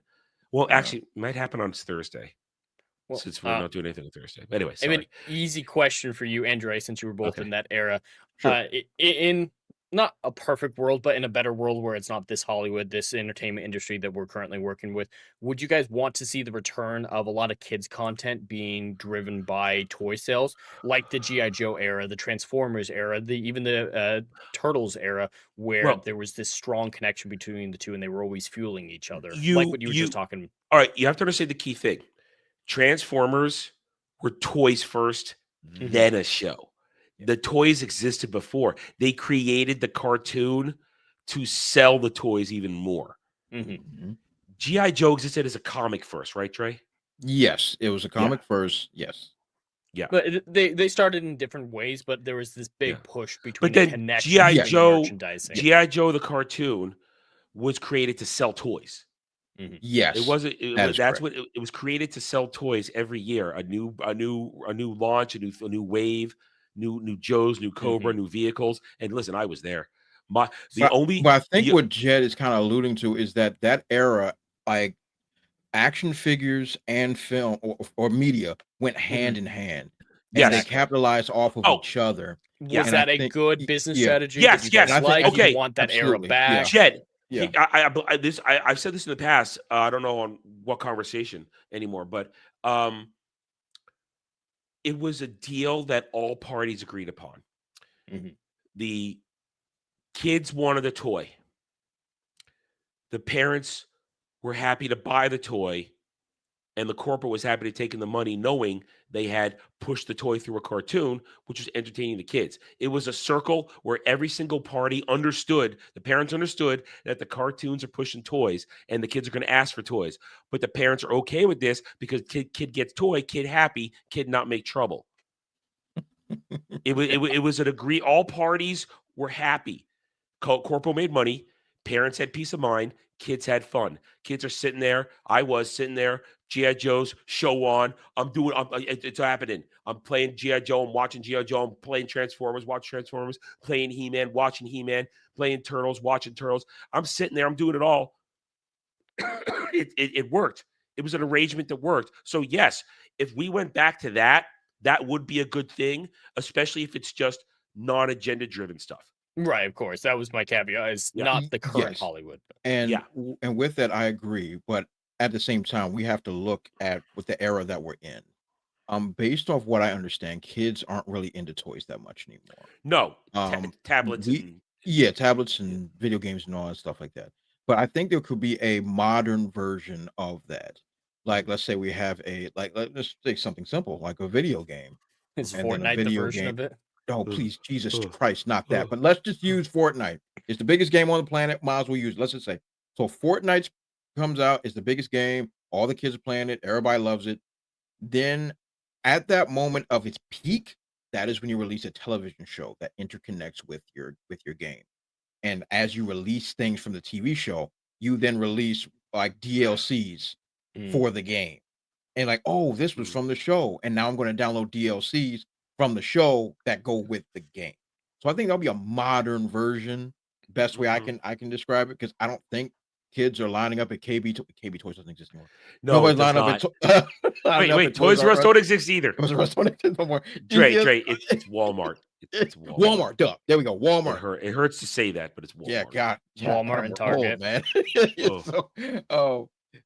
So everybody has to be lining up at Walmart to go and get the newest. I don't know what Fortnite does, but a Fortnite toy. That's not a thing. That no one's lining up. Well, yeah, because people play Fortnite to play the shit that they love, not the actual Fortnite characters. Yeah, which is the skins bizarre. Skins and stuff, which is is a good business model to keep making money. But the principle, like if they will bring that back, Jed, I think that would still be very successful, especially with a series that's grounded in merch. Like, let's say they make another Transformers movie. Oh God, I said it out loud. I think they are. If they made another Transformers, just Adam, stop it. Just pretend that they're not, and let's just say that they are. Okay, they're making another Transformers movie that I'm producing. So I'm producing a Transformers movie. Okay, I'm producing a Transformers movie. My order of business is, okay, I'm making this Transformers movie. I need butts and seats. What I'm going to do, I want to attract the kids, but kids aren't buying Transformers toys. I'm buying Transformers toys, a whole bunch of them sitting up there on that wall. But I'm not the target demo, unfortunately.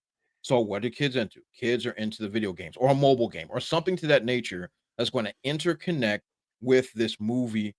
Then kids are going to be like, oh, snap. There's a Transformers game, and let's just name it the same name. Transformers Rise of Unicron. All right, we're going to call it that. And the movie's that, and there's making a tie-in game called Transformers War for Unicron, whatever. So now you buy the game, it interconnects with the movie. Then, like, as the movie comes out, then it's like, oh, now they're releasing DLC, so now you can get Prowl and Ironhide and Red Alert and all. Now you can get all these other. Good way to do a life service game. Yeah, yeah. I think that's a way that it will work really, really well for the modern age, and I think that'll be good, especially one that's merch heavy, like Transformers or I don't think kids will ever touch G.I. Joe, but the principles still remain the same. Things that are merch heavy, I think that'll work really well. Pokemon, do that, but that's Nintendo would never play ball, but the principle remain the same. They'd sue your ass. They'll take me to the freaking woodshed and do unbelievable things to my hiney. Oh yeah, absolutely. Did I ever tell you my idea for a Transformers story? Did I ever tell you this one? Probably not. This was during my fanfic era where I was doing a lot of I never got around to it. It's just an idea, but the concept was this: it's G1 story. Story. As of course I wouldn't expect anything less from you. It's a G1 story. We're talking peak Optimus, peak Megatron, and essentially the whole thing is there's a plot by the Decepticons to encase the entire Earth in essentially a Dyson sphere type of situation, and once and for all drain it dry of energy for massive energon. That was my concept, and of course I had my epic third act final battle thing is the Autobots are fighting they fail to stop it completely, and the process beginning the dome is starting to form around the Earth, and on the edge of it as it's forming, your final battle, you have Optimus and Megatron fighting each other as these pieces keep coming together and just having an epic showdown. And that was like my final battle image. And never went much beyond the concept stage. But that was always a concept idea for an epic Transformers story built around stopping the Decepticons doing that and ending in just an epic Prime and Megatron fight like that on this thing that it keeps forming as they're climbing and battling, and parts disappear as maybe the Autobots are stopping it and parts disappear, but then the Decepticons start it back up again, and it's just this life and death fight on the edge of this giant dome that's forming. It was just really cool in my head, and look at how much fun you're having, Adam. Look at all that fun you just had. It was a fanfic idea that I never got around to, but it still sounds like it'll be fun. And once again, I could imagine the merch. See, like, I know you're not a minicons guy. I know you. No, I'm not. You're not a minicons guy. I know you're not. I know you're not. But me, I love minicons. And now I love minicons because my favorite Decepticon is Soundwave. So Soundwave is my favorite Decepticon. Oh wait, I don't consider Ratchet and Razorbeak minicons. I just but they are okay. You see, I don't qualify them as big. When you say minicons, I think of all that god awful thing with the star sword and that. I know, and I know that's what you're thinking about, and that is what I'm equating it to. But I'm talking about why I like the idea of minicons so much. Okay. So Ravage, Rumble, and Laserbeak are minicons by every measurable metric. They're minicons because they all combine into one primary transformer. So by definition, they are minicons. So I like that idea, and I love the idea that I think that was Transformers Armada. I think that was I guess that was Gen 2, if memory serves me correct. I think that was Gen 2 Transformers introducing these idea of minicons that will connect to others to give them boost and power boost and stuff like that. I It was thought the it was movie. something unique and fun. That's where Scorponok was first introduced when right after the return of Optimus Prime, they did a 3-part episode where they created the mini cons or they had like Spike's son got crippled and they put him in a suit. He became RC's head. Yes. You are correct. I had those ones. Of course I Yeah. had Scorpion. Of course I had fucking Scorponok. Of course you did. Did everyone? Yeah.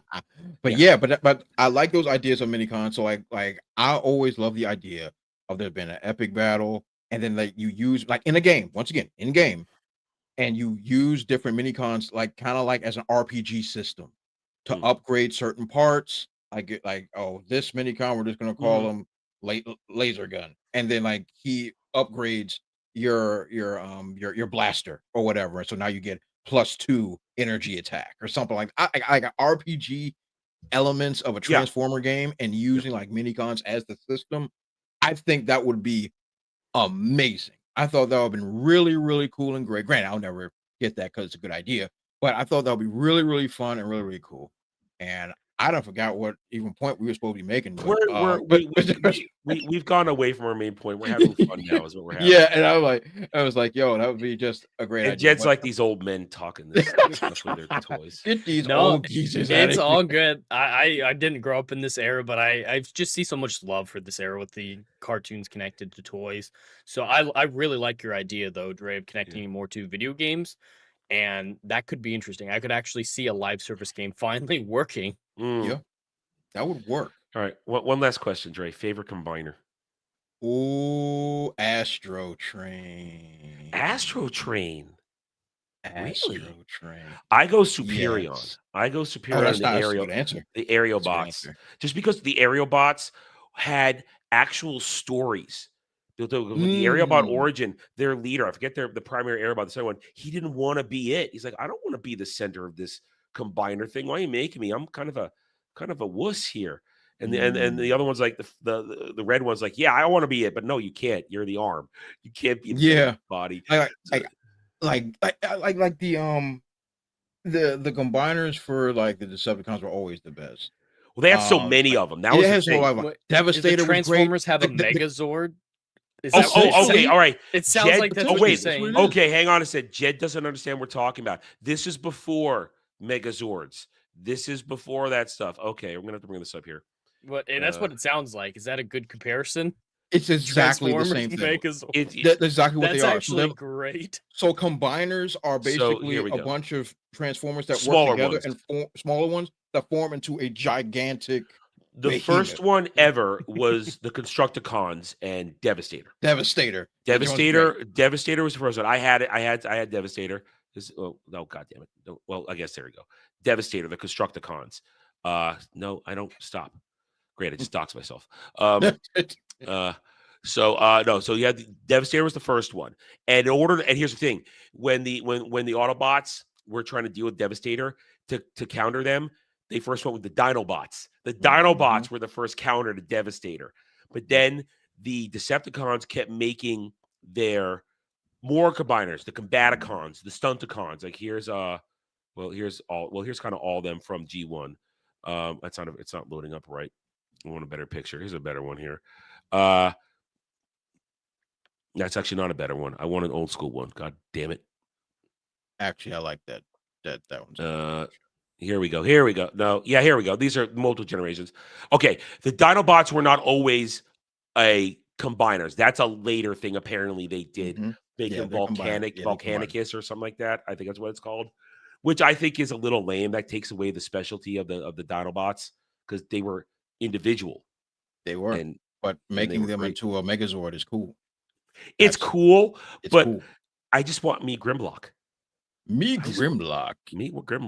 But here's the Combaticons. There were the Stunticons, and then finally the Autobots started coming out with their own because he was here a second ago, and then in this one, it's a good picture, but it's blurry. That's why I don't like it. It's blurry. Yeah. Here's Superion, the aerial bots, the rescue bots. What do they call the rescue bots? Or the anyway, I had that one too. Yeah, I think they were the rescue bots. Yeah, absolutely, they were the rescue bots. 100%. Rescue bots. Yeah. Yeah. And then there's Bruticus, the Stunticons. Now, Bruticus is great. Bruticus is awesome. Now, I did. You see all this cool stuff, Jed? Do you see and all then, this of course, cool stuff? the Predacons. And it made cool tours back in the day. All right, my favorite one even though Superion is my favorite one as a favorite one from a toy aspect, the Predacons and Predaking, the Predacons were outstanding Transformers as toys. And I remember when I got it, my cousin had to help me make Predaking for the first time because little kid me couldn't figure it out because they were really complicated. And the oh, here it is. Here's Predaking. Look at these were outstanding. Very good. And the wings came off. I mean, this is not the original one. This is a later one. This is not the original one, but here I think this is the original one. Here's the original one right there. There he is, right there. One, yep. Let me get a let me get a bigger one of this here. There's the original Predaking, the original Superion. What was the Rescue Bots one called? I don't remember. My brain. Well, I can't think of it. Yeah, I come up with it. There's Devastator. There's Bruticus. I don't remember what the Stunticons one was called either. I don't remember that one. There's the Terracons. Yep, Terracons were good. And I don't remember what this one was called. And then there's these guys who were the last one. I don't remember their name either because they were at that point they were kind of lame. They didn't have much of a story to them because I don't remember one.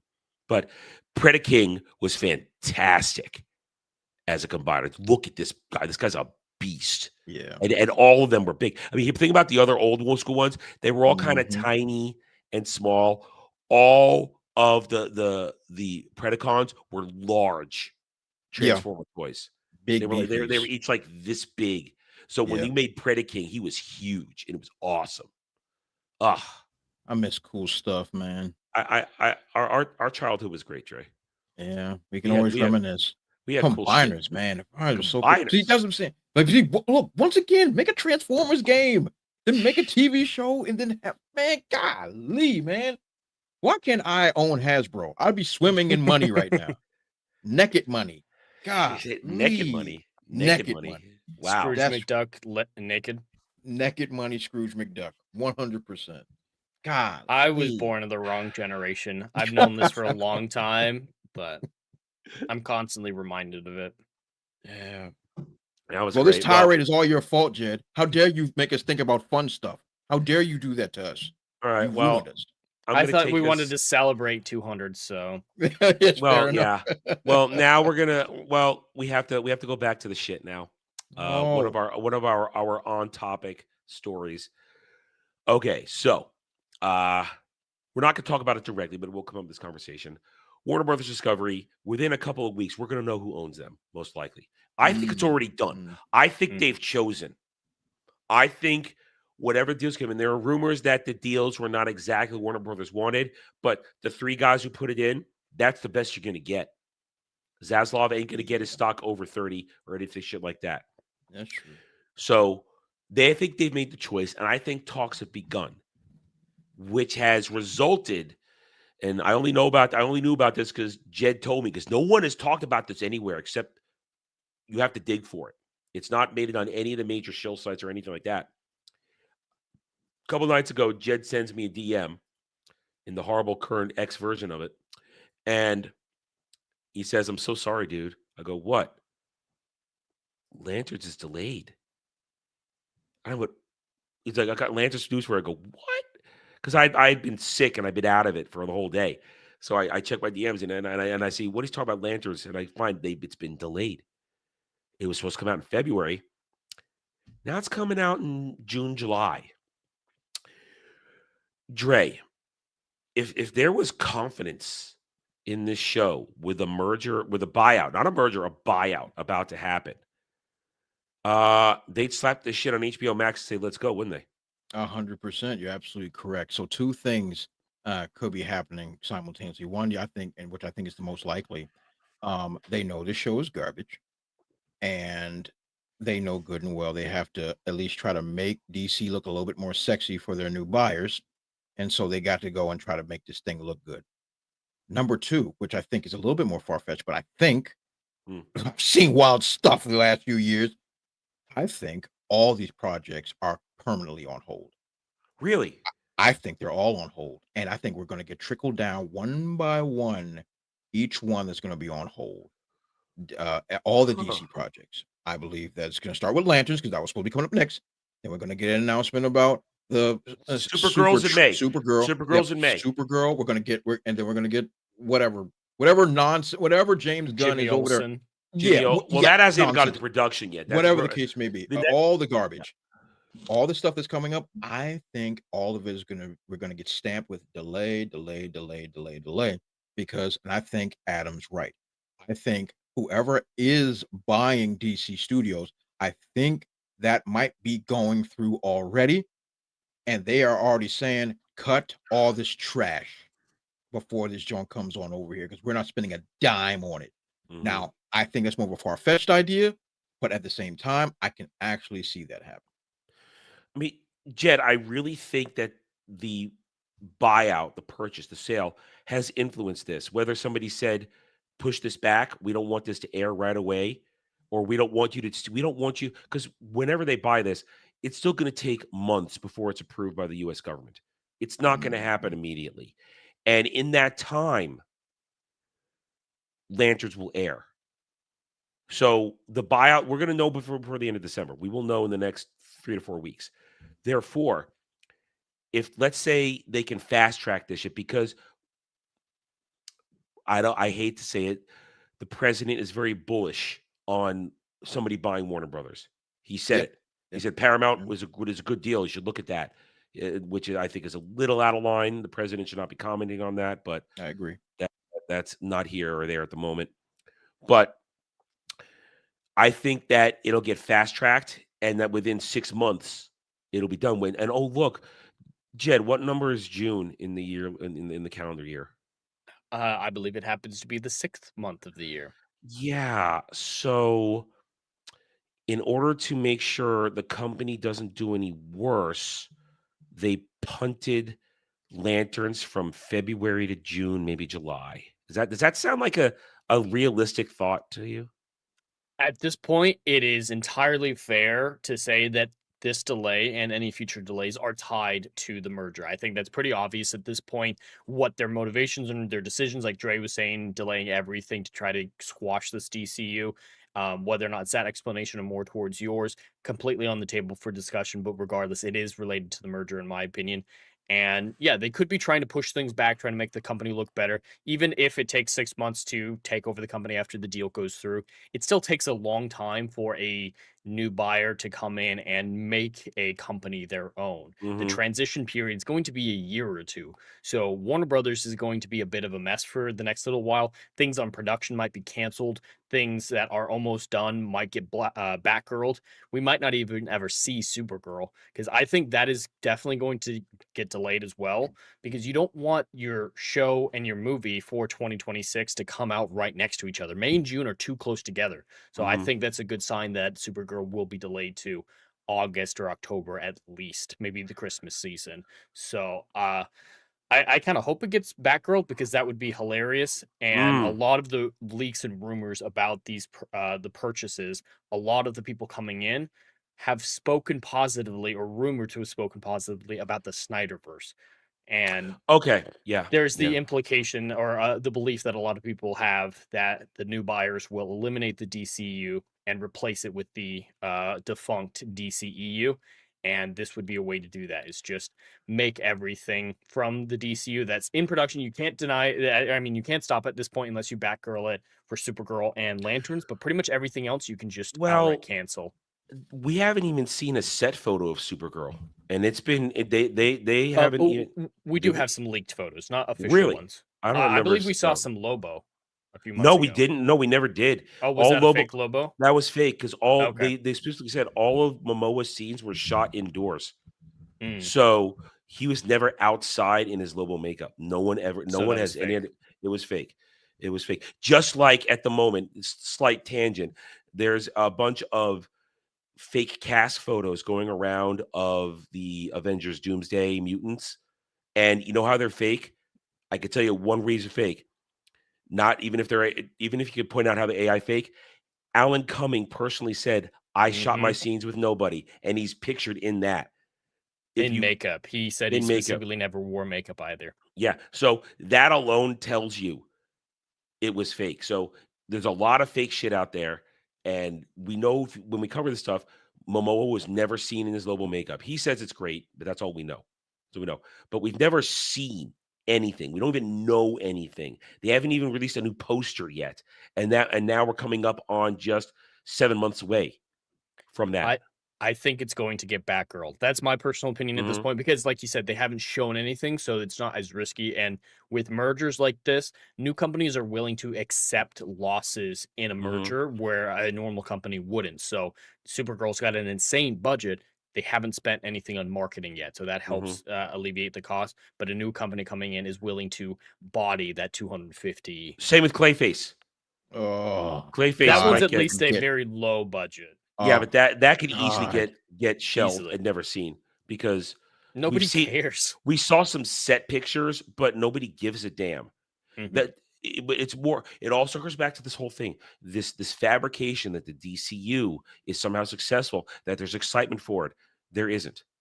Because the numbers speak to it. Hasn't made money, and therefore you guys have already touched on it. So I'll ask the question officially: is the DCU in trouble with this merger? Absolutely, unequivocally, yes. This joint is going to be dead and buried before anyone can call 911. All right, this is over. It's all like we said a year ago that if Superman doesn't do well, the DCU is finished. Period. We did. And oodalali jolly what a day. Here comes the buyers. The sharks smell chum and they're coming to eat. It's happening. This was a mitigated disaster from start to finish. And yes, we can always blame James Gunn, and I'm gonna. Oh, yeah. Because he's a moron. He's a moron, a fool, and a liar. All you had to do, even if you weren't even going to follow my recipe, which would be create the big three and make billions, which they're rushed to do. Follow up. We talked about it last week. The rumors this week is that they're casting for Wonder Woman to be stooped into Man of Tomorrow now. It's too late. Which is what I said. Too late. Yeah. When you made your freaking roadmap, which I have made like my desktop at this point, because that is now practically my Bible.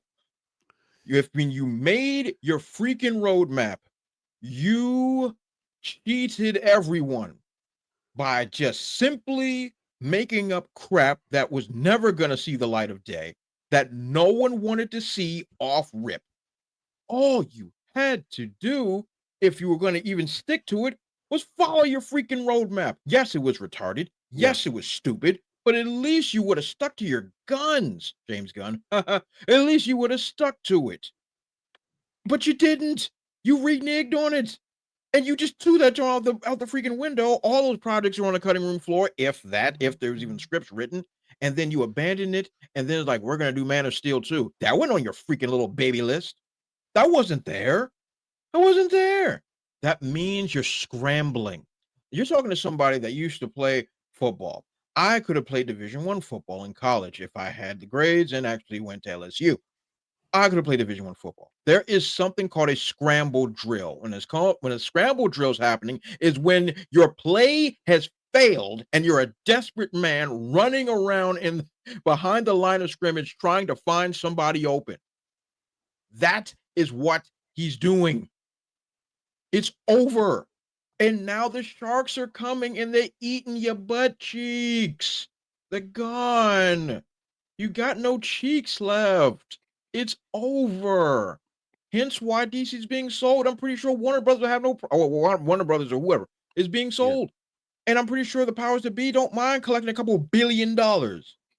It's over. And you think they're going to keep you? You failed. Why would I keep failure? Why would I keep failure? What's going to happen is that DC is going to be put on ice. Thank white Jesus. Is going to be put on ice for a number of years until there is a hungering for it. And hopefully they get somebody that knows what they're doing, probably somebody with some Arab money, that's going to go ahead and take care of this. It's over. Well, this is the first little crumbs. This is the crumbs that's showing. Because like, okay, if this joint gets canceled, let's say tomorrow, they say, "Oh, Green Lantern's canceled." Is anybody going to be surprised? Is anyone going to care? No, I'll care. I want to review Lanterns. Yes, I mean, I know. positively. I know, Adam. You want to burn this joint at the stake, and God knows everyone does. But no one, as far as the zeitgeist is concerned, no one gives a crap. Yeah, no. Zero people give a crap. Let me be even better. How many normies care about this? None. Zero. Green Lantern, unfortunately, isn't that popular. And normies don't even know the show exists. Exactly. And here we go. I keep giving James Gunn grace because every time I give him grace, it makes him look even worse. You just made this Superman movie, which is it was Justice League of America movie, Tell the Truth and Shame the Devil. There's a JLA movie. You didn't even introduce the Green Lantern that you're using in your show. Yeah. You're a retard. From top to bottom. If my next big project is a Green Lantern show featuring Jon Stewart, Gee Willikers Batman, maybe I should have him in this film so that people can know who the freak he is. Nathan Fillion can't play a black man. Nathan Fillion, that's also true. But okay, then he is in the show. Get Guy out of there. Yeah. Get Guy out of there and put in Jon Stewart. Have him be introduced as your Green Lantern in your JLA Superman movie. But then James Gunn can't make him funny. Yes, this is my problem. He's a hack. He doesn't even know how to even parlay. Like, if you're going to copy Marvel, okay, copy Marvel in their heyday. Copy Marvel when they're at the height of their power. They introduced a character in another film. Then you get the spin-off and create more stuff from it because now the general audience is now familiar with that character. Like, oh, I really liked him. You know what would make more sense? And now, granted, I don't want this to happen, and I personally don't believe in this. If I was going to actually parlay this into something, I would have made a Mr. Terrific show. Okay? Mr. Terrific was practically the main character in this film. Let's call it like it is. He was practically the main character. He saved the day. He was the most liked and had the most screen time. Look at the numbers. Had the most screen time. If you're going to parlay a character from your universe, bare minimum, do it with the character that is actually being recognized and had the most screen time in the joint.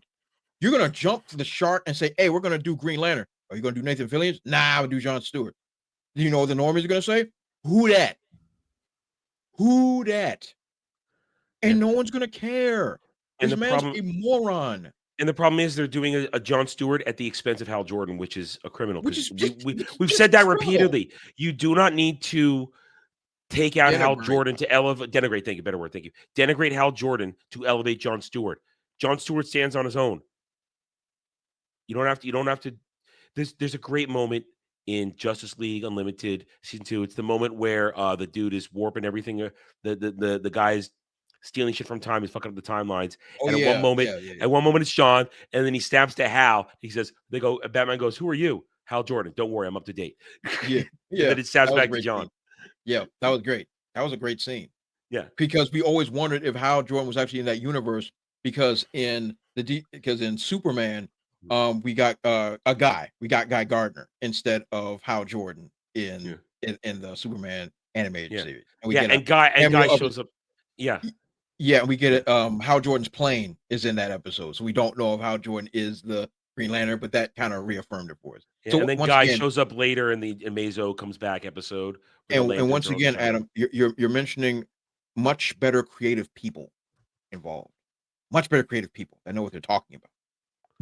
I've been watching this while I was sick. I'm gonna start it. I'm gonna start Batman the Animated Series. I have a theory I was gonna pose, but I want to wait till Beater's here because I want his take on it in terms of for animated series. It's just I'm watching it. It popped into my head the other day while I was watching it, but I'll wait till Beater's here for that discussion. But yeah, so I hope you're right, Dre, that they put it on ice, that they wait for hunger for the DCU, and they get all the money that they need to. Air money or otherwise is fine. Just let it sit. Because if they just go back to Snyder right now, you're not addressing any of the problems that made the Snyderverse fail in the first place. There's a reason why there was an opening for James Gunn to come in and restart this universe. There was vulnerability. Yes, it wasn't on the same level as we currently have with the James Gunn universe, but you can't fix a wrong by going back to a tried and true wrong. You're not going to solve anything. You're just going to continue to make the same mistakes. You need to sit and then start over. I think the clamoring for the Snyderverse is just as ridiculous as the clamoring for the continuing of the Gunverse. Neither of them are going to make DC good. Neither of them are going to make DC popular. Neither of them are going to make this new Warner Brothers billions of dollars that they need. No, no, it didn't make them money now, and it's not going to make them going forward because you guys said it perfectly. There is no clear plan. There's no clear map to success. Restart, remake, redo, bring it up, round up, leave this in now, leave that, take it out, whatever. None of it's working because the right people haven't been in charge. There were elements that was good in the Snyderverse, but most of it was just a failed experiment at a little too dark. There's nothing good in the James Gunverse. Gunverse is complete trash. And it just started. Yeah. It just started, actually, and it's a nightmare. I will take Rachel Brosnahan's Lois Lane because she's fucking hot. Yeah. She's an improvement over Amy Adams, I think. Yeah. Everybody's improvement over her. I would have put you in a dress and see her again, Jed. Wow. She's a nightmare. She's a nightmare. I hate her. I hate her in everything she's ever in. I agree. I'm not an Amy Adams fan. I don't get the hype for her. I don't. I've only ever liked her in Night in Museum 2, where she plays Amelia Earhart. That's right up her alley. I don't like those movies. I don't like those movies. No. I think they're cute. I don't like Ben Stiller. I don't like Ben Stiller is a joke. Anything he's in, I'm automatically turned off when I watch it. Only thing I liked him in, two things. Dodgeball, because he's a useless twat, and that's Vince Vaughn. That's Vince Vaughn. Vince Vaughn carries that movie 100%. Yeah. And Tropic Thunder. Those are the only two things I like. And they're both making fun of him in those. Yep. Absolutely. Oh. Kel knows what's going on. Erica Durant's Lois Lane. When she got introduced on Smallville, dude. Yeah, she was hot. Dude, that American flag bikini pole dance. Oh, we all became men that day. It's funny. It's funny. Everybody knows that scene. I wasn't even into Smallville, and and I remember that. She's just a beautiful woman. Oh yeah, she's a beautiful woman. Just a beautiful woman. Point is, all this stuff. I agree with you. I think the DCU is in danger. I go back to my original statement when Warner Brothers became officially for sale. If the Gunn, DCU, whatever you want to call it, Gunverse, if it had been successful with Superman and everything else surrounding it, we wouldn't be in this situation in the first place. So if you're coming in as the new owners, the first thing you're going to do when you clean house is get rid of the shit that sank the ship in the first place. The final nail in the coffin, which was James Gunn's DCU. We'll wait and see, though. A lot of it's theory, but we're going to get news on all this stuff. We'll just have to wait. We're going to wait. I can't wait to find out who won. All right, final question. I think, as I said earlier, I think it's been decided who has won the sweepstakes. Out of the three, Netflix, Comcast Universal, and Paramount Skydance, who do you guys think won? From the news we know, from what we know, from the bidding and this and that, and who's backing them and stuff like that. Because we know Comcast Universal has that ARAB money. Yes, they got the ARAB money. Paramount Skydance is denied they have the ARAB money. And Netflix doesn't need ARAB money. They have their own money. So who do you, just best gut instinct right now, who do you think got it? Like off the top of my head, I think Comcast. I think Comcast Universal. Think they got it? Because that ARAB gold oil money go way deep. And they can just sit there and just throw an absurd amount of money at Warner Brothers and then probably combine it with whatever some of their other assets. And I think they're the only ones that won't mismanage it. Honestly, I think they're the only ones that can actually make it into something profitable down the line. That's about it. Because if Netflix gets their hands on it, we already know it's over. No. If Paramount gets their little dirty mittens on it, they already have enough problems. They've already killed enough franchise under their banner. So I think if I had to take a wild guess, that the ARAB money showed up and is going to go and snatch it up and put a check with so many zeros that the owners of Warner Brothers just can't say no. Jed? I agree. Comcast, I also think, is the best of a bad situation. I think they're the best option to handle this, like Dre was saying. But if it was going to be Paramount, we do know that Paramount has put in at least 2 prior bids that have been denied. So I think they already came with the best that they had and were shot down and aren't really competing in this. Netflix, it feels almost half-hearted that they're involved in this. Like, yeah, it might be cool, but they don't seem like they're willing to fight. Comcast bringing in the ARAB money, that is them coming up to bat, coming up strong, and there's momentum in their actions. They seem to be driven to actually accomplish this sale. So with all that said, I think unless there's a secret third-party sniper from the shadows like they're talking about in the chat with Apple, Comcast is the best that we have right now, logically and hopefully. I think everything's been submitted. It was a cutoff date. There's no last minute things, and those are the 3. There's Apple. A non-public offers. I guess, but I mean, I'm pretty sure those are the 3. I don't think there's any silent party working from the shadows, and I don't think Apple was ever interested in the first place. Apple's very happy doing whatever the hell they do with their streaming and what they're making, and just with all their doodad money that they make off of shit. So, Dre makes the point. I think that ARAB money makes the difference. Because listen, the Saudis are making moves everywhere. They just bought EA. Now they want to if they become partners in Comcast Universal, now they own parts of Universal Studios and Warner Brothers. And I got to start coughing.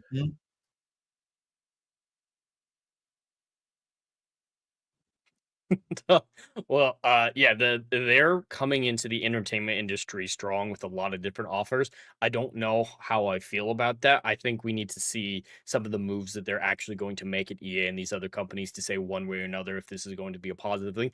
Instinctually, I don't like the idea of foreign money affecting American businesses to this degree, but that's kind of separate from the whole thing of IP integrity. They do seem to want to make money, and if nothing else, that's good for IPs if it's done correctly, managed properly.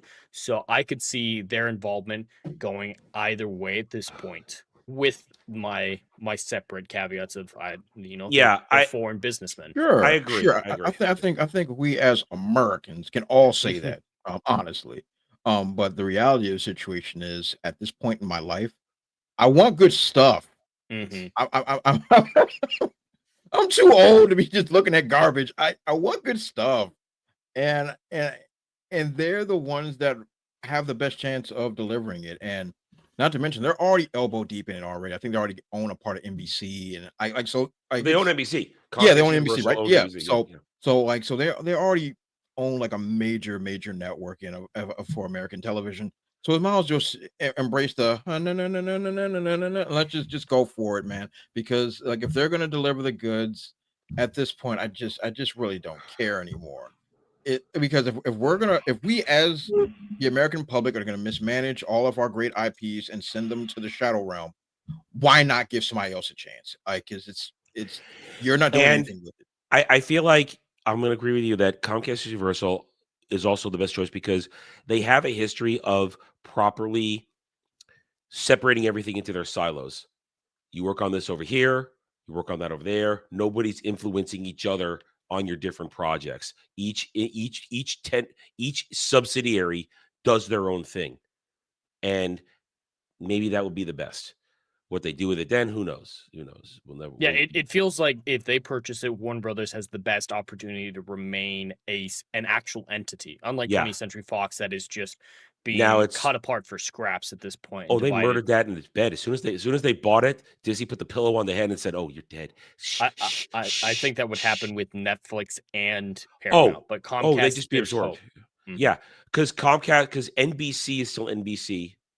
Comcast it's called Comcast Universal, but it's also NBC Universal, but everything is still separated. So you're right. And Universal Studios, it's not Comcast Studios. It's still Universal Studios making movies. So that's a good point. WB would still have a chance to be its own entity as a subsidiary of it. I mean, also perfect example. People don't see, I think people tend to forget that Comcast Universal, when it was NBC Universal, before it was Comcast, they own pretty much all the major cable channels that make stuff. USA, Sci-Fi Channel, all those channels are part of that. So those existed as separate entities. So we'll see what happens. Which we all want it to be. Warner Brothers is a staple of cinema. We don't want it to go away. It's one of the last bastions of the old studios. We don't want it to go the way of MGM. Yeah. Amazon owns them now, right? Yes, that's what would happen if Netflix got them. I think Netflix is the worst case scenario for buyers, even worse than Paramount. That's because Netflix doesn't know what to do. They have no history of owning anything like that. They wouldn't know how to manage it properly. And then, of course, it's Netflix. John Stewart will become white somehow because it's Netflix. You know, and that gay. Don't you forget that part. Don't you dare forget that. Sorry, Shara. I'm not having any of that. You can leave. Yeah. Oh, man. Oh, Lord. Shara Hall. The things I would do. Anyway, so excuse me. All right.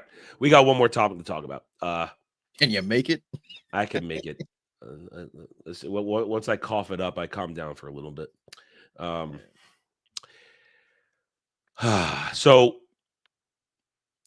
I made a mistake at the beginning of the stream when I said Assassin's Creed Shadow's been out for a year now. It's only been 5-6 months, but it feels like a year because that game is an utter disaster. They're still trying to convince us that there's nothing wrong at Ubisoft. Oh, boy. Now, earlier in the week, we got some news that Ubisoft had asked to be removed from trading. And here comes another cough.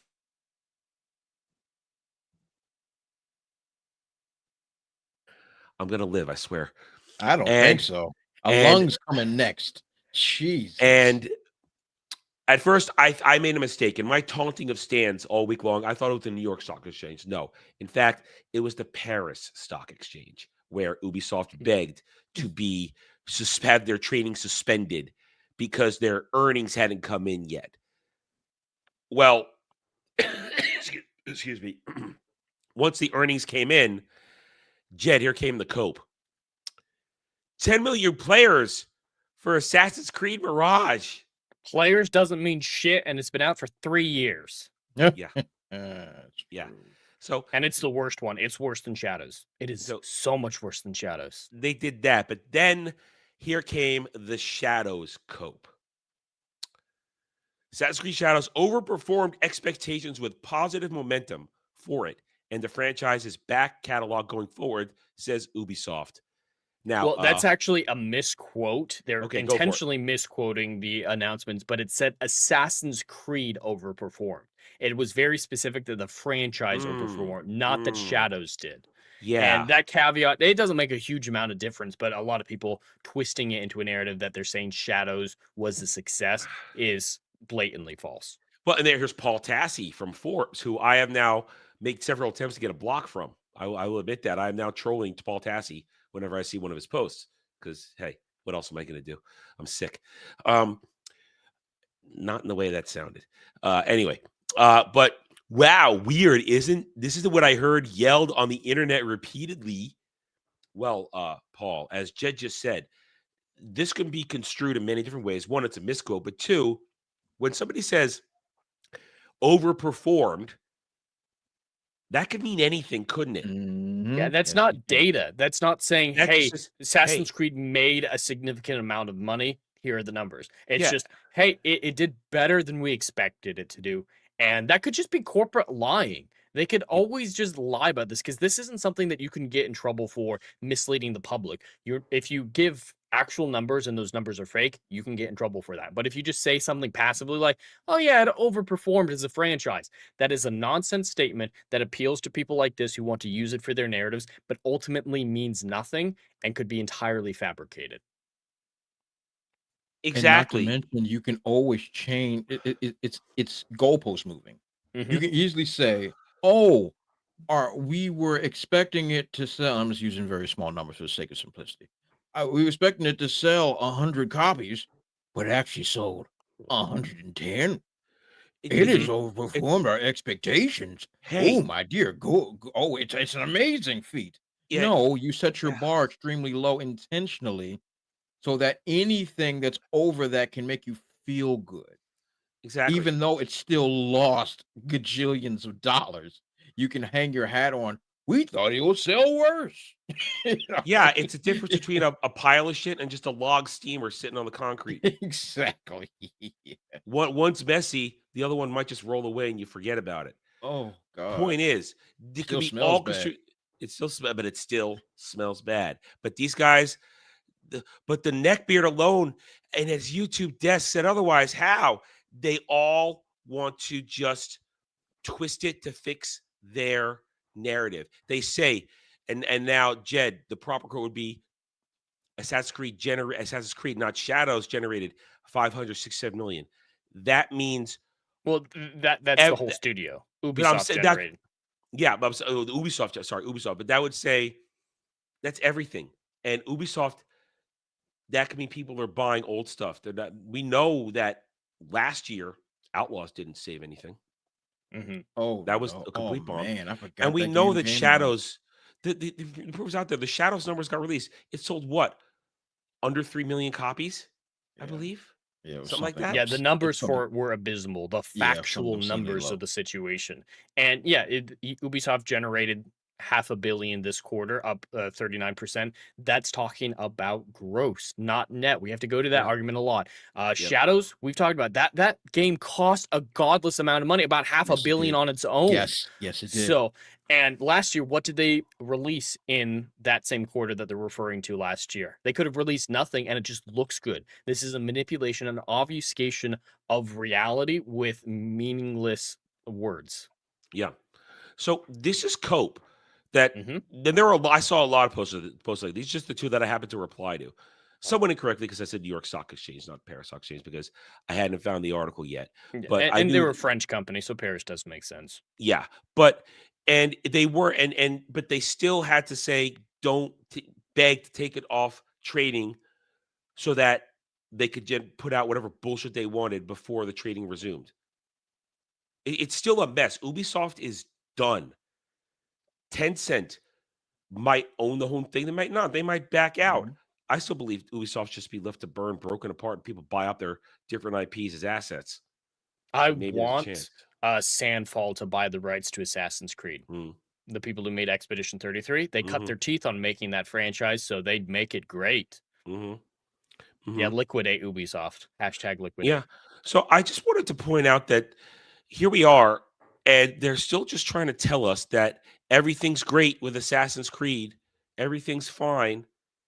Just don't look over here. The fact that nobody's buying the games, still using the bullshit metric of players, not copies sold, not units sold, not telling us how. I mean, they'll tell you, oh, they grossed 567 million. Well, how much money did Assassin's Creed Shadows make this year?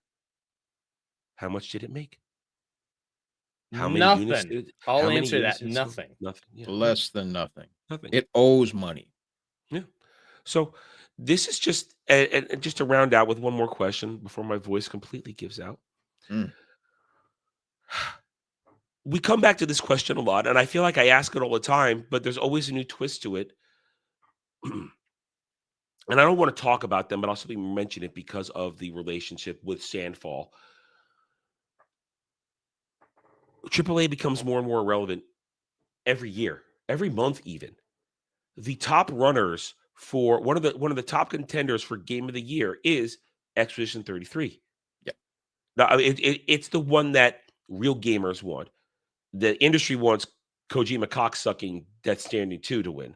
But I mean, they will suck Kojima's cock. He'll just stand there and go, and they'll run up and do it because he's Kojima. He's a god to them. So Death Stranding 2 might win because it's the industry favorite, but Expedition 33 should win because it is a completely unique game built from the ground up, and it has organic love. And it's a AA company. And it's and there are other AA companies up for Game of the Year. But they threw Nintendo a pity thing with Donkey Kong Country, or Donkey Kong Bonanza, whatever the fuck it's called. Did anybody buy that? Anybody even see any gameplay on that? Nintendo drones bought it. I seen gameplay. It looked boring as shit. Like, it's 8 hours if you just go through it straight. There's plenty of stuff to do to stretch that into 30-hour or 40-hour or whatnot, but There's not a whole lot of story. Ain't worth It's $60. Donkey Kong can break rocks. Ooh, Donkey Kong can break rocks. And little girl version of adult girl later in Mario riding around on the shoulder, whatever the hell her name is. I don't know. I think it's time for everybody to understand the fact that Donkey Kong is not it. Yes, I Donkey think Kong is.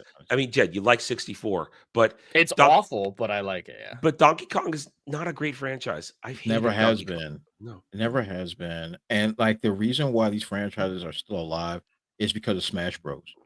Period. Yeah, for real. Smash Bros is the only thing that's keeping any of these franchises alive. Look at the history. Kirby never sold. Okay, Donkey Kong solos didn't sell after what 1996. All right, they don't move and the only one that can actually stand on his own for at least a period of time through history was Metroid, because those games were actually legitimately good. Go back and play Metroid Prime for the GameCube. Those are some hardcore. Them games are great. The majority of the Nintendo mascots, they don't sell. They don't. only to drones. It's only them, and it's not even a whole lot of them either. A Mario is gonna sell. Mario Kart absolutely is gonna sell. Smash Bros gonna sell, but that's it, man. Like that's just the reality, and obviously that's enough for Nintendo because them Jones are gonna sell 50 trillion copies. So, like I think that's just appeasing to the overlord of Nintendo, just putting that joint in the list because that joint had no chance of winning. It was a pity legitimately, toss. like- It was a pity toss. You can't leave him out. So you have to throw something in there. 100%. Because of the Switch 2. If the Switch 2 hadn't launched, it wouldn't matter. But with the Switch 2 launching, they need to throw something in there. And Yeah, but it it's doesn't the only have thing with the anything. story. It's Donkey Kong or Mario Kart World. And Donkey Kong at least has a story. Mhm. So it had to put in there. Point is, my whole point for bringing up is that the conversations in the world of gaming is continuing to change. It's constantly in flux. And as gamers on the ground, we realize it. We understand it. Perfect example, and this is where I'll end with this part of this conversation. In terms of the game of the year, I've had conflicting statements thrown at me, or not conflicting, but I've had words said to me that I'm wrong when I say this. But we know that for the whole Game of the Wars thing, people were saying that Arc Raiders should have been thrown in for Game of the Year. I disagree. One, it's been out for a hot second, and two, it's just a PvE game. There's a story to it, but nobody gives a damn about the story. They go in there to create their own stories by griefing each other. That's the stories they're creating. And I'm not throwing shade at the game. It's a popular game. It's a good game. I've watched people play it. It looks like a lot of fun. I'm not going to play it because I don't want to deal with randos. It's just me. But it should be nominated in multiplayer. It should be nominated for things, but it deserves its place, but it shouldn't be. But still, it's a fun game that is organically found its audience, as opposed to all the other forced shit lately that doesn't find an audience. Once again, I bring it up. Thank God Ghost of Yote didn't get nominated for Game of the Year. Otherwise, we'd never hear the fucking end of it. Point is, where's that gone? Remember how they just wall to wall tried to tell us how great it was? No talk of that anymore. It's been out for a month and it's dead. And yeah, that's the thing with Arc Raiders is it might be really successful right now, but a lot of these games, especially Game of the Year, you need to pick games that are going to be enduringly successful. Mm-hmm. There hasn't been enough time to find out if Arc Raiders will still be popular in 3 months, let alone a year. I think it'll die down, but I think it'll have its niche. I think But it'll have here its we niche. Kind of like Helldivers. That asks another more important question. Do any games have staying power anymore, Jed? Like Expedition 33. Okay, so we have Expedition 33. Was it nominated? It was nominated for Game of the Year. Okay. Yeah, it leads all nominations. Very good. It's the most nominated game of all time. Okay, very good. I'm glad to hear that because a lot of people enjoy themselves. I think that's great. That joint is the exception to the rule. The overall majority of these games are here today and gone tomorrow, if that. Is anybody talking about Silk Song anymore? It's on the list. Nobody cares about Silk Song that came and went. I railed about it. Like, why are we caring about this game? Incredibly popular, but I don't think many people are playing it anymore. It's the AAA games that have really died off. The indie games on that list, Hades 2, people are constantly playing. They're not loud about it. That audience, those players that thing aren't got loud. trooned. They're consistent. That game got trooned hard. Hades But 2. Silk Song, it's found its consistent niche. There's a consistent niche for all the indie games on the nominations for Game of the Year. The big ones, I don't know of anyone who's still playing Kingdom Come. I don't know of anyone who's Deliverance still 2. playing Death Stranding 2. In the indie sphere, I think we have some enduring games that will last a long time in their popular niches. But besides Expedition 33, you're right, Ray. There's none that are going to be universally popular. Like Witcher 3 is still consistently talked about, still consistently played, still consistently loved. I don't think any of these, even the indie ones, will have that kind of broad long-term appeal. They found their niches and they're happy in those niches. And they were niches to begin with. But I think these things get large. Exactly. Here's what I think why I think these things get large pushes when they start is because gamers are hungry for good games, and they want just to sit back, relax, have a good time. And something like Arc Raiders, which is very easy to get into, I hear it in terms of extraction shooters, it's very accessible to new players, very easy to understand, very easy to get into, and it's just fun. People are just having a good time, and that's fine. And of course, it'll level off, but people surge on a lot of these games, and then they find their niche because people are still looking for fun, and they're finding them in the double A's is where they're finding them. Yeah, absolutely. Yeah, and that's where I think we're going. The double A's are going to take over. They'll become the new triple A's as the years go on. Some will hold on. I mean, I still think traditional companies like Square Enix, who have worked hard to fix themselves, will endure, who are working with people like Sandfall to learn, hey, okay, you guys have the ear of what's going on new-wise. Let's have a talk, creative exchange of ideas, which is what they did. They literally did that. Sandfall and SE sat down, had a little get together and said, hey, let's share ideas. One, you have at Sandfall, you seem to have the pulse of the current gamers. How you doing it? Where you listen to? And then they go, SE, you've been doing this for 40 years. Why don't you show us some of your longstanding tactics to endure, and tell us how you fucked up and how we won't fuck up. Yeah. So I think from each other and learning, and SE not being too big to understand. Hey, new kid, we like the cut of your jib. Let's have a talk. Jib. Yeah. Let's have a talk. Like so jib. That's how that's going to work. But guys like Capcom, they're resting on their laurels of Resident Evil, which is going to do well for them next year. RE9 is going to do well, but I don't see why I wouldn't. So they're down to one golden goose. They're down to one. Konami keeps shit in the bed. God, Bandai Namco can't even get their Tales remasters right now. That's awesome. They just announced they're remastering Tales of Berseria. That shit came out less than 10 years ago. Right, it's true. I played that in 2017, 18 when it roughly came out. Great game. That's a game, but it's a PS4 game. Why does it need a PS5 PC remaster? It already looks great because you have nothing else.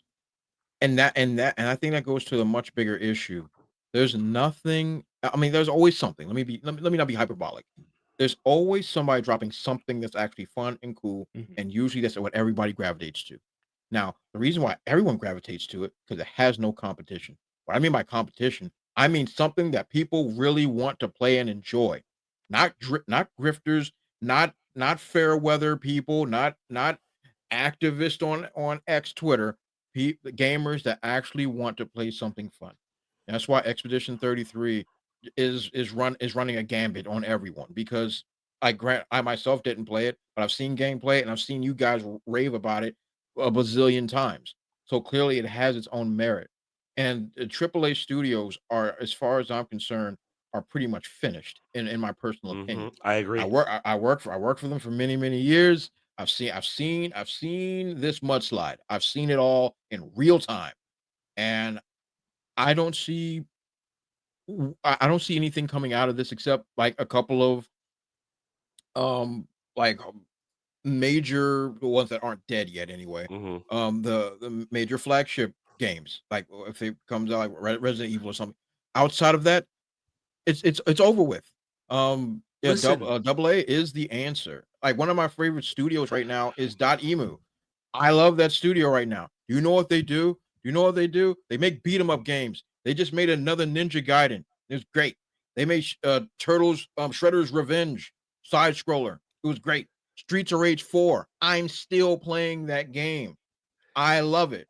And now, and now in a week's time, they're going to get my money, period, come December 1st. So I'm getting Cosmic Invasion. I'm going to get it day one. They're going to get my money. Am I going to order the DLC? Absolutely. They're going to get my money because this is a studio that is working hard to give me what I want. And if you give me what I want, I will roll my old panties down.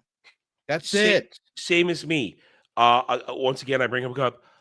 I'm a Square Enix guy. I grew up on them. They one of the first RPGs I ever played was Final Fantasy. I go back to them because they keep giving me quality. I'm done with my Christmas shopping for the year because the Black Friday week already started. I don't have to wait till the end of the week. Yeah, so I already got my deals done. I got my 2-for-1 already. Where I would find a deal so I could get another full price game. I got Fantasia Neo Dimension, made by the original guy who made Final Fantasy with the original composer, Nobuo Uematsu. I can't pronounce his name. Great. Epic. This is epic. And this is a remaster of a game that came out nobody knew about because it never got localized. So here it is. Came out last year. I picked it up for half price, essentially. And then, of course, I'm coming around. I'm a Dragon Quest guy. I got DQ3 HD 2D remaster. And then even though it's a full price game, I'm still getting 2 games, DQ1 and DQ2, HD 2D remaster. I got my Square Enix fix. These are my Christmas presents to myself, aside with another series, which I'll tell you guys it is when we get there. I want to surprise you because you're all going to approve. But and then I gave myself a Hanukkah gift, Age of Wonders 4. It's my strategy game for the year. That's me. That's private play. I've been playing that shit for days now when I'm not doing something. It's what I'm doing. But we just want to play our good games. I give the money where it's good. And I give my money to Square Enix. I give my money to Paradox. There's where these guys, they know how to make these games. And to Dre's point about all these things surviving, the only reason EA is about to survive, ARAB money. ARAB money. Period. EA was dying a slow, visible death. Mm-hmm.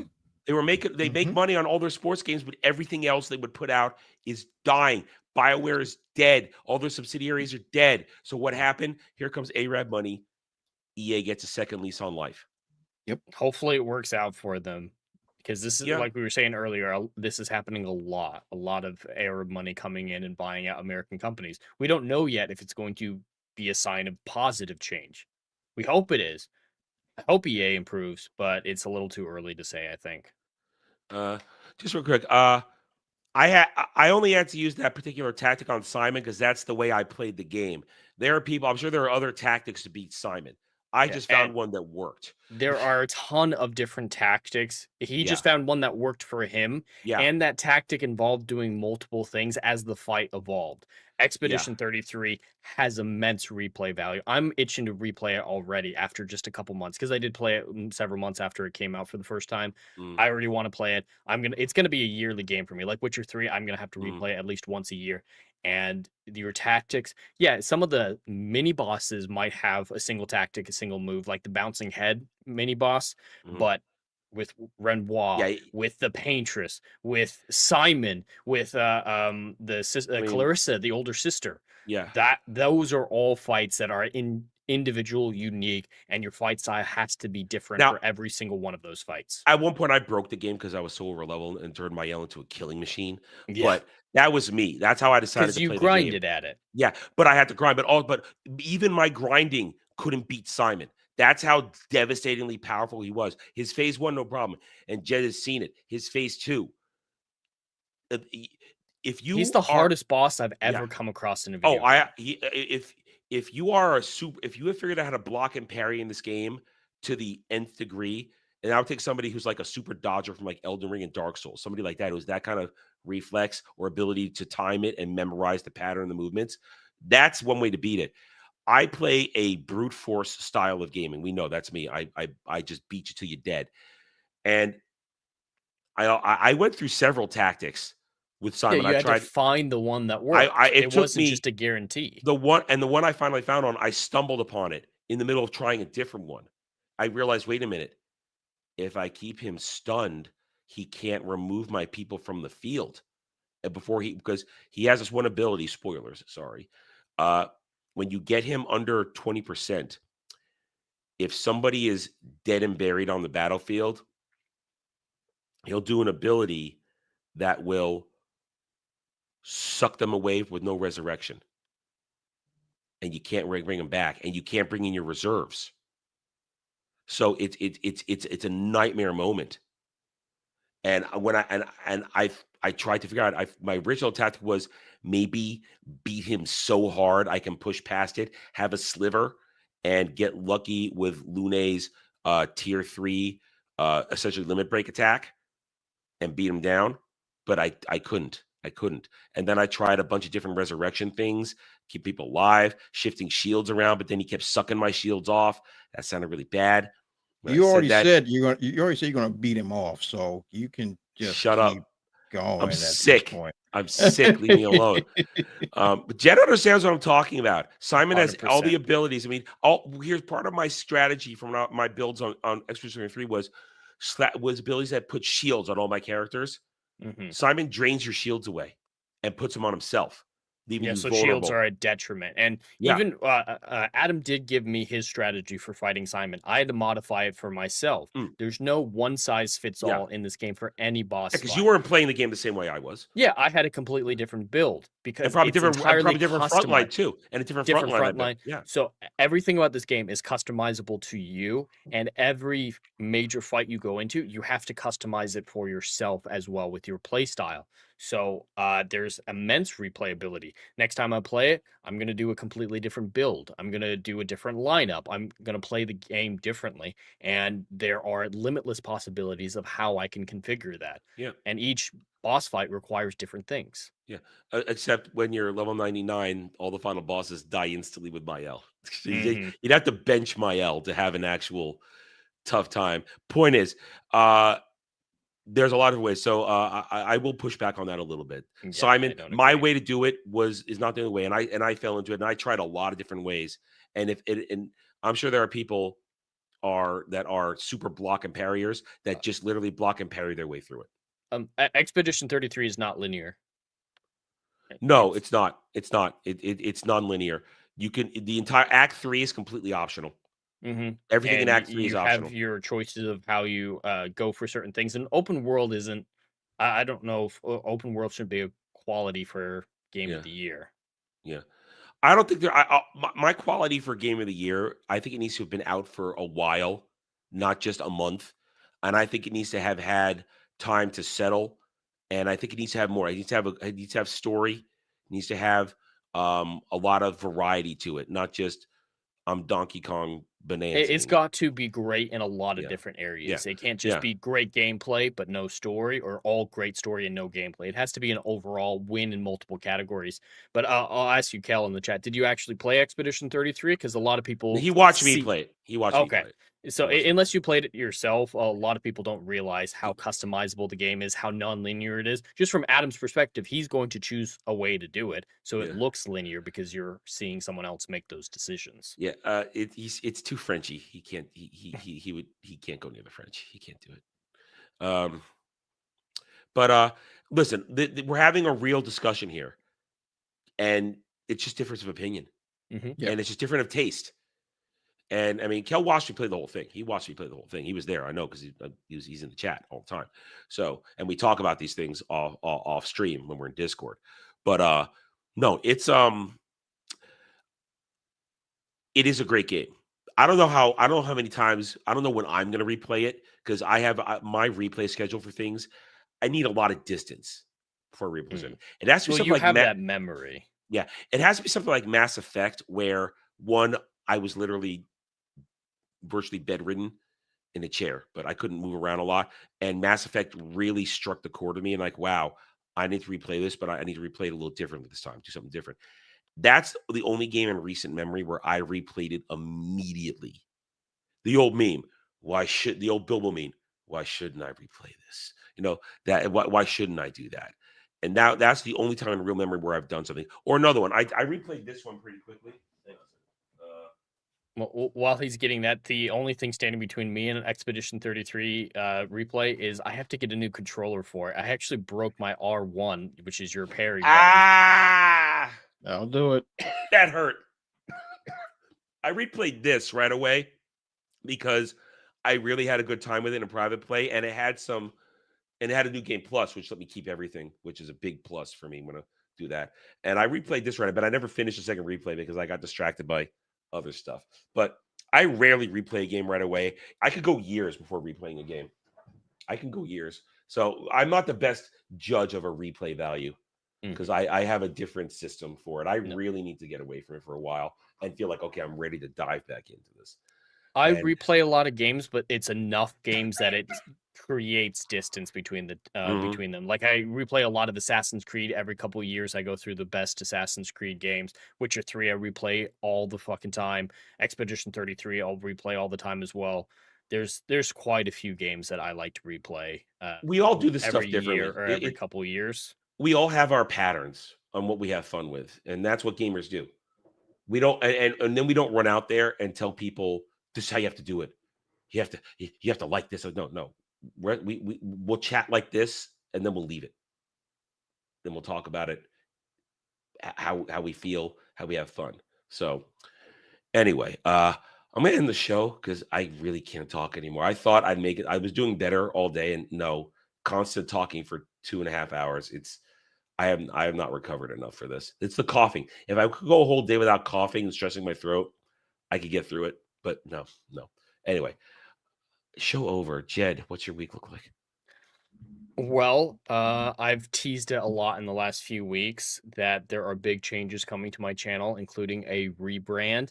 And with that, there is news. There is some good news, some not so good news, and some exciting news that has affected the way this is going to go. So originally the relaunch was going to happen around the new year, probably a little bit into January.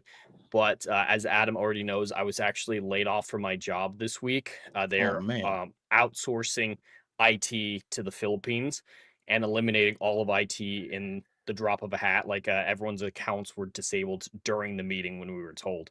So because of that, I have a lot more free time on my hands while I'm doing the job hunt. So for my birthday stream, November 30th, instead of, Roundtable won't be going on that week at 2 p.m. Eastern, I will be doing the channel unveiling. Well, I will reveal the new name, the new show, and all that exciting stuff that I made along with that, and probably game later on that night as well. So tune in to Hollywood Scholar and absolutely subscribe and turn on the bell because the name will change. It will not show up on Sunday as Hollywood Scholar. So stay tuned for some exciting things this Sunday. Hell yeah, man. Hell yeah. And we'll be there having fun. For the first drive-in of his choice will be with the rebrand. When we come back from break, we're watching Interstellar. I've never seen it. So